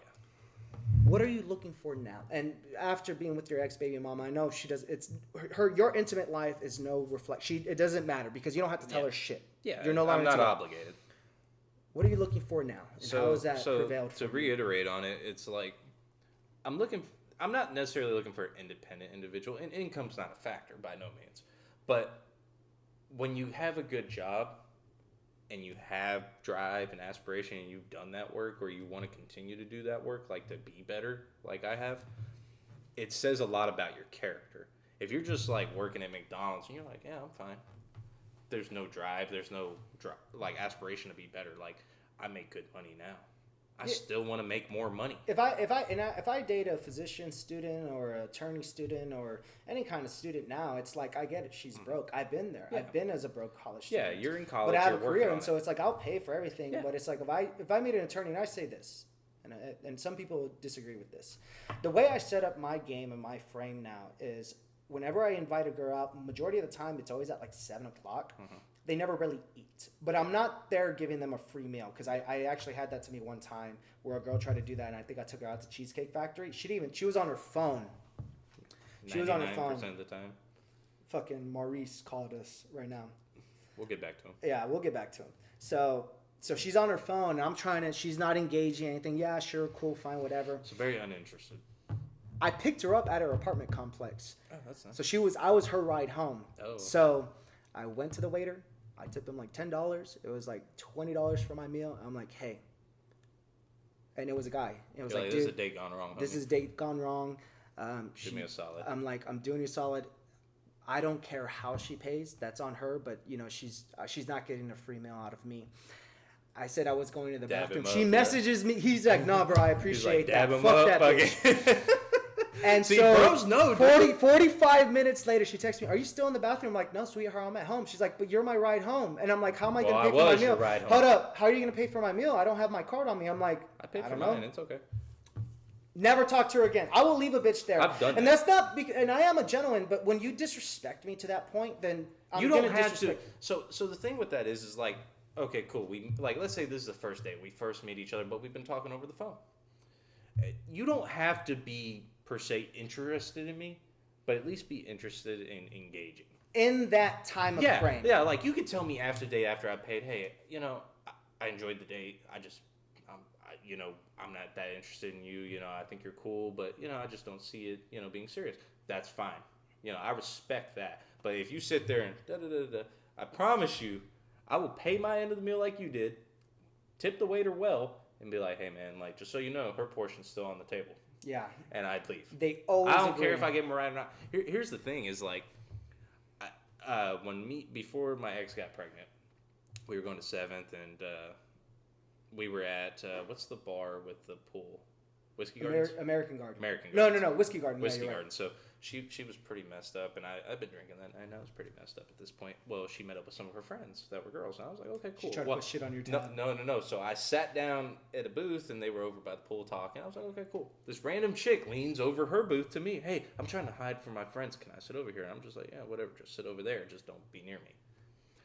And I didn't even get her name or nothing. I didn't care because like I focus on who I'm dating. I don't bullshit. Yeah. And so she saw that interaction. It's funny you have that thing. Is like it's funny because every girl that I date, I actually have a natural attraction to women. Mm-hmm. So women will come up to me and then they'll like assert their dominance. See, I don't when I'm single. I do when I'm in a relationship. Yeah, no, but you know this. I could be out at any bar. Women will just come up to us, and it's funny, like single or not. I don't know what it is. Oh about yeah, we'll just start chit chatting. Yeah. But she saw that and she stormed off. She was pissed. I could just see. And I asked her friends. I was like, hey, why is she mad? She's like, I don't know. I was like, can you go in the bathroom and check? She comes back out, stonewall, doesn't even look at me, doesn't say nothing. I'm like, okay, fuck this. I sat outside, the table's outside, like outside the bar. And I told her, I was like, hey, I'm going to go wait in the car. So I go wait in the car, and 30 more minutes goes by. I text her, I was like, hey, get a ride with one of your friends. Like, I don't want to argue tonight. Like, I didn't do nothing wrong. If you want to discuss, we can discuss, but you're busy having fun. Get a ride with your friends. So I'm already driving. There's traffic in the parking garage. You know this. And she walks up to my door. My car's obviously locked because I've been driving. And she's like yanking on the door. She is soaking wet from head down. She's got like a one piece. She's got like a one-piece romper dress on, soaking wet. And I'm like, fuck this. And so I cracked the window, and I'm like, what? She's like, you're a fucking piece of shit. You're an asshole. I'm like, oh, I'm not doing this. I rolled that bitch up. She managed to like unlock the door in that time frame because it was just big enough for her arm to fit. Rips the fucking door open, and I'm like, oh hell no. I grabbed it, shut it, locked it, and she just starts banging on my window. And this is when I had an old car. Bunch of dudes and their girlfriends came by. They thought like a domestic dispute was going on. So they start hitting on my car. I'm like, fuck this. I don't want my car damaged. So I let her in. She's cussing me, calling me everything in the world. And I'm just like, don't argue. I get out of 7th, and I'm fixing to turn down whatever that main road is to take you to 35. And over by the zoo and stuff. Or not the zoo, but the botanical gardens. Yeah. And so I'm just like full of it already. I'm like, fuck this. Like we start arguing bad. Well, a cop pulled me over. And I mean, I'm fucked up. This is the one time I should have got pulled over and arrested. I'm telling you firsthand, you can't make up a better lucky story. You weren't as fucked up as you were at. Oh no. But you were fucked up. This is when I was drinking regularly. Yeah. But I knew I was fucked up. My tolerance was so high I could be fucked up and not know it. But my tolerance was so high that I was fucked up and knew it. So you can imagine how much I've been drinking. And she was fucking gone, but she's got like dab in her purse, and I'm like, fuck, she could pin that on me. Well, the cop pulls me over. He's like, well, we heard there was a domestic dispute going on because those people called. License plate. Yeah, those people called and did my license plate, and I'm like, okay. I'm like, well, no, we're just arguing. We're having a bad night. I told them straight up. I was like, we just left 7th. You know, I'm taking her home. She jumped in the pool, and I told her not to. Yeah, they asked her why. So he takes me around to the back of his car. And we're talking. I was fixing to lean on the bumper, and I was like, no, don't do that, because it's going to look obvious that you're drunk. And this guy, I've never seen a cop so mad, like, to me. And I could tell he knew I was fucked up, and I'm like, God, I'm going to jail. You're going to jail, I fucked up. Like, I fucked up bad. And he detained me, put me in the back of his car, and I'm like, fuck, I'm going home. Well, I look over, she's talking to a female cop. And I'm like, what is going on? Well, her makeup's running because she wore like fake eyelashes and mascara.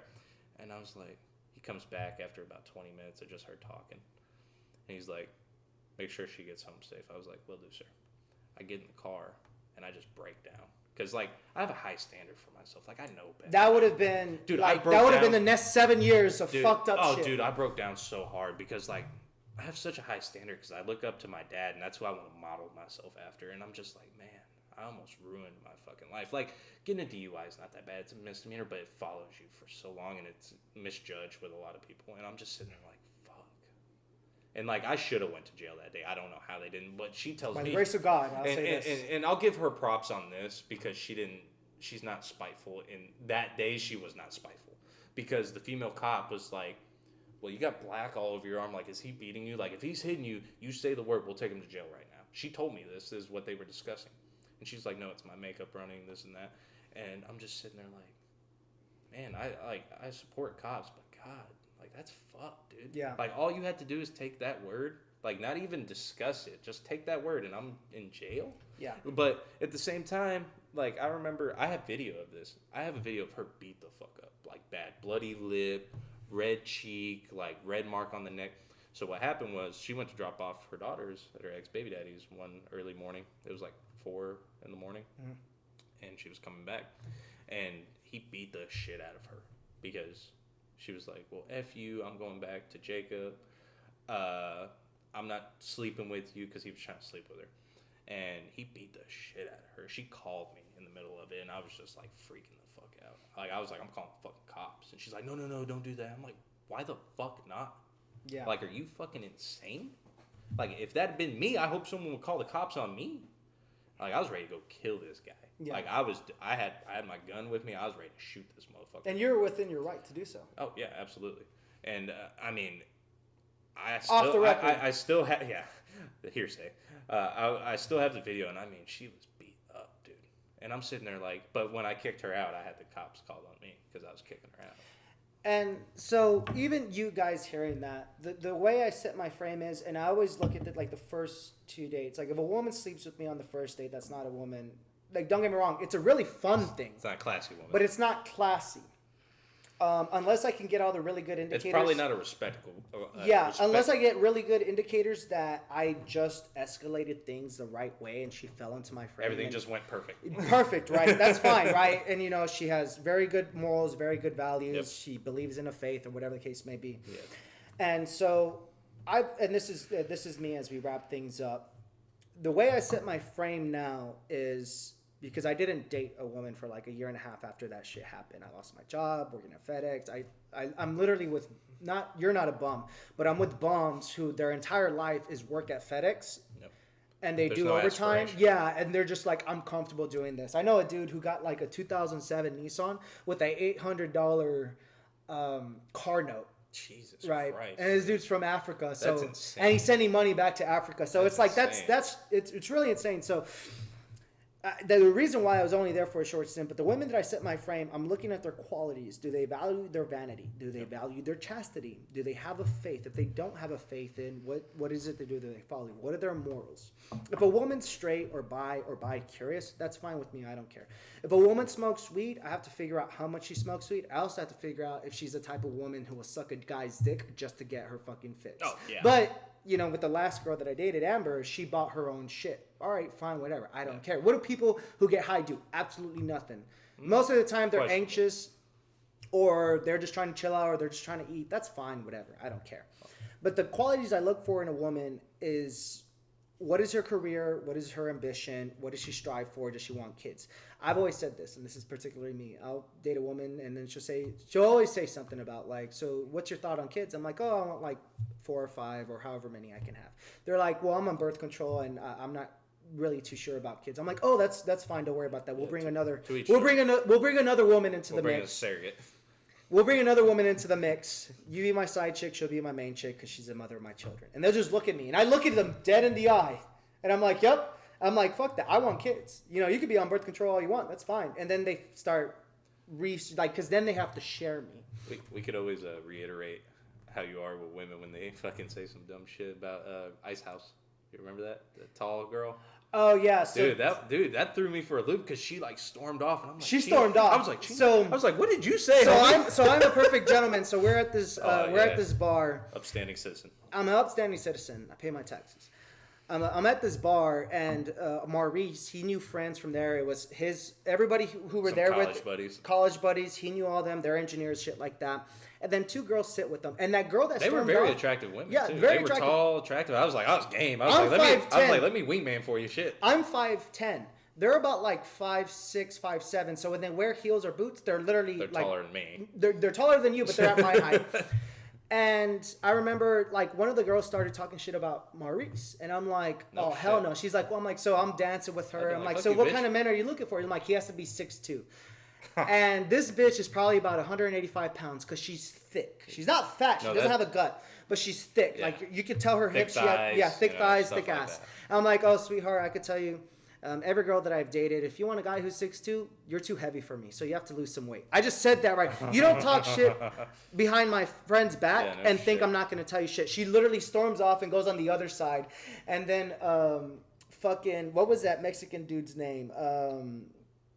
That Mexican dude, the guy who like looked real chunty. That wasn't Austin, was it? No, Austin was the guy on the other thing. Yeah. I don't believe I know his name. But I know who you're talking about. Well, whatever his name is, we'll call him Juan. I don't know what the fuck his name was. I told him what happened, and he started cracking the fuck up. He's like, bro, what the And fuck? she wasn't even old enough to drink. She was 20 years old. I'm like, was she fuck really? Yeah, she wasn't even old enough to drink, so fuck what that about bitch. The friend?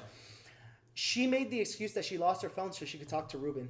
So that bitch was I'd have told that other bitch when she started talking shit about Ruben. I'd have been like, you ought to ask him for like what one of his paychecks look like. So that I know, right? Everything that'll piss a bitch off. And then so that girl's talking to Ruben and she's looking for her phone because she lost it. She left it in the fucking bathroom. So she's talking with him for 20 minutes. I'm like, fuck that bitch. Fuck the phone. I don't give a fuck. Oh, dude, she was pissed. She literally fucking stormed off to the table across from me. Yeah. And then just sat there and I was like, man, this moody bitch. So as we wrap things up, and I know we've it's gonna be I love the fact that you're doing this podcast with me. Thank you. I love doing stuff. I know. And so we actually been postponing this for about a month and a half now. So we finally got it. So some of the things that for you guys, our listeners, the things that you need to look for in a woman: what is her faith? What are her morals? Does she value her family? Is there toxicity? Those are the green flags to look for, but the red flag is that if she starts trying to push back your boundaries, or if you start trying to push back your boundaries for her, don't fucking do it. You are a man. Your boundaries are absolute. If your boundaries are absolute and you don't break it, she's going to respect you more. You could give me love all day you want. I want respect. Yep. And then when you go into the fact that if she starts calling you a fucking asshole or a dickhead or whatever, you're going to have to realize, do I want to come home? You said 12, 14, 16 hours. You come home, you didn't give her a kiss. All right, yes, don't get me wrong.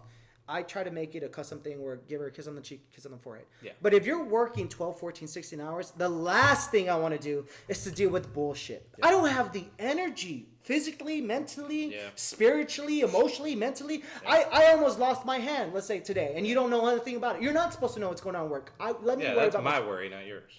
So as I said this, if you come home and she can give you 10 minutes of peace of mind, not pussy, not 10 minutes of pussy or a blowjob or a hand. It don't even have to be that. You sit down and relax. You watch it. What kind of TV do you have?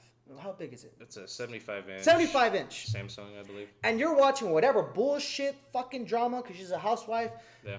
You sit down, she has 10 minutes of peace, and you put your feet up. You don't want to be nagged. You know what she should be doing? Babe, are you hungry? Can I cook for you? She did that one time. One time. Hold up. One time. One time. Or, hey, babe, are you thirsty? Let me get you some water or beer. Nope. Hey, babe, do you want a back rub? Do you want a foot rub? No. Never heard that once, any of those. But those are the types of things, and I say this with every woman, even if she's listening to this right now, I don't care. Mm-hmm. If I come home and I sit there, I frame things in a type of way, I'm like, I'd really enjoy a foot rub right now. And they'll rub my feet. Or I'm like, oh, I'd really like a back rub. Fuck that. If I'm paying for everything, if you're following my frame, and you know what I do? And this is just my opinion alone, my game. I'll call her a good girl. And I reward her with good dick. So then, if they want more dick, and if she's like, you gotta do some shit. Yeah, if she, it's not just like it's not a handout. Yeah, nobody gets a free lunch, and these women know that. Yeah. So if I frame things in a particular type of way where I can train them, call it Pavlov's dog conditioning. It's a real thing. No, I've heard the phrase. Behavioral conditioning. If I train them a type of way where it's like if they give me a back rub, a foot rub, they make me coffee, they make me breakfast in the morning. If I say this and I call her a good girl or I call her a bad girl, if I call her a bad girl, I'll spank her hard. Out of like everybody like the playful shit. Playful shit. I will spank her hard. Assertive with it. And I'm like, oh, you're being a naughty girl. Someone wants to be on Santa's naughty list this year. Yeah. I kind of play it off that way, but they know exactly it's all consensual. And the thing is that when you train a girl or a woman to be type of way, they will follow that.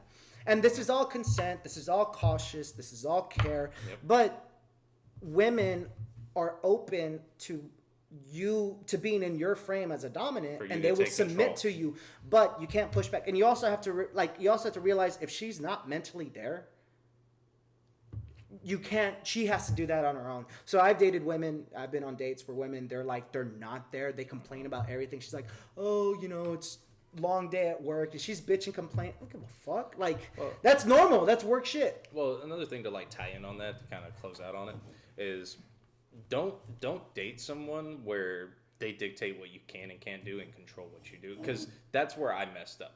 I tried to satisfy what made her happy by taking away what made me happy. Like, you know me, I'm big with my guy friends. Like my bros, like my ride or dies, like I will do for those guys. I will be there. But when I was in that relationship, I couldn't.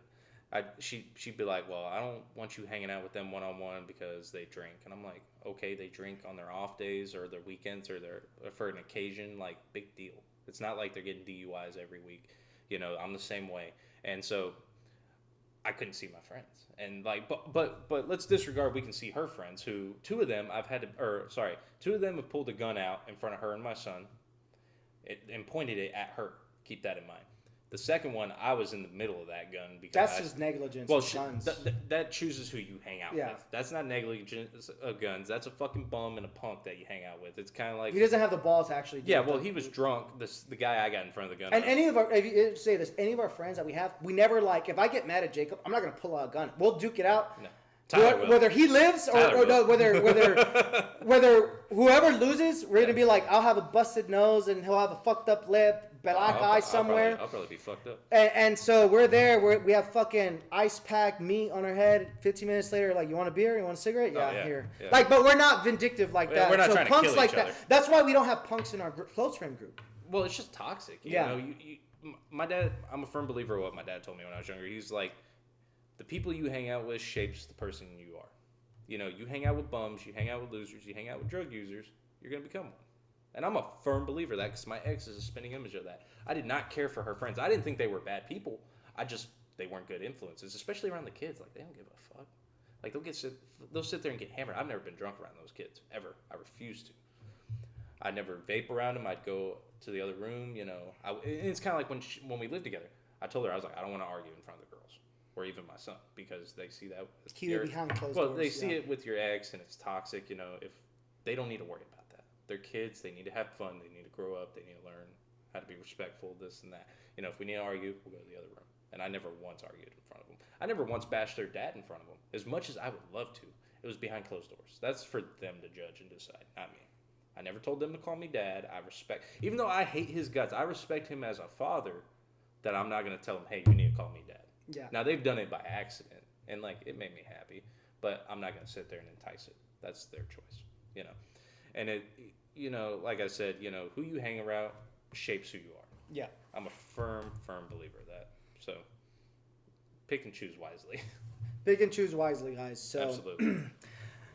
Jacob, I thank you very much for joining me on this podcast. Pleasure, man. I know. I love doing stuff like this. And so, guys, whether you make less than $100,000 a year, you make more than $100,000, the quality women the women of quality that you choose is really going to reflect how you can actually spend your money and how you can live life. It's the difference between having a house and having a home. Well, it can really shape you as a man, too. And it can shape you as a man. It can either break you or make you. Yeah. And I'm a firm believer of that. And so moving forward for you guys is be very picky about the type of women. Maybe she's a Ford. Maybe she's not the most attractive. Maybe she has fucked up teeth. Maybe something, whatever, right? But if you feel that woman's going to give you her all, fine, whatever. But also put in, because men are men will cheat. Yep. Can she live with that? And if she's a high quality woman, not by attraction physically, but by quality, and she accepts that, well then she's you don't worth have her weight in diamonds. Yes, so easily worth your weight in diamonds. So, guys, thank you very much. Do you have an Instagram or a Snapchat handle that you want people to hit you I up don't at? have a problem with it. My Instagram's universal_illusion with an A. Snapchat's XXX universal XXX. Your favorite Italian.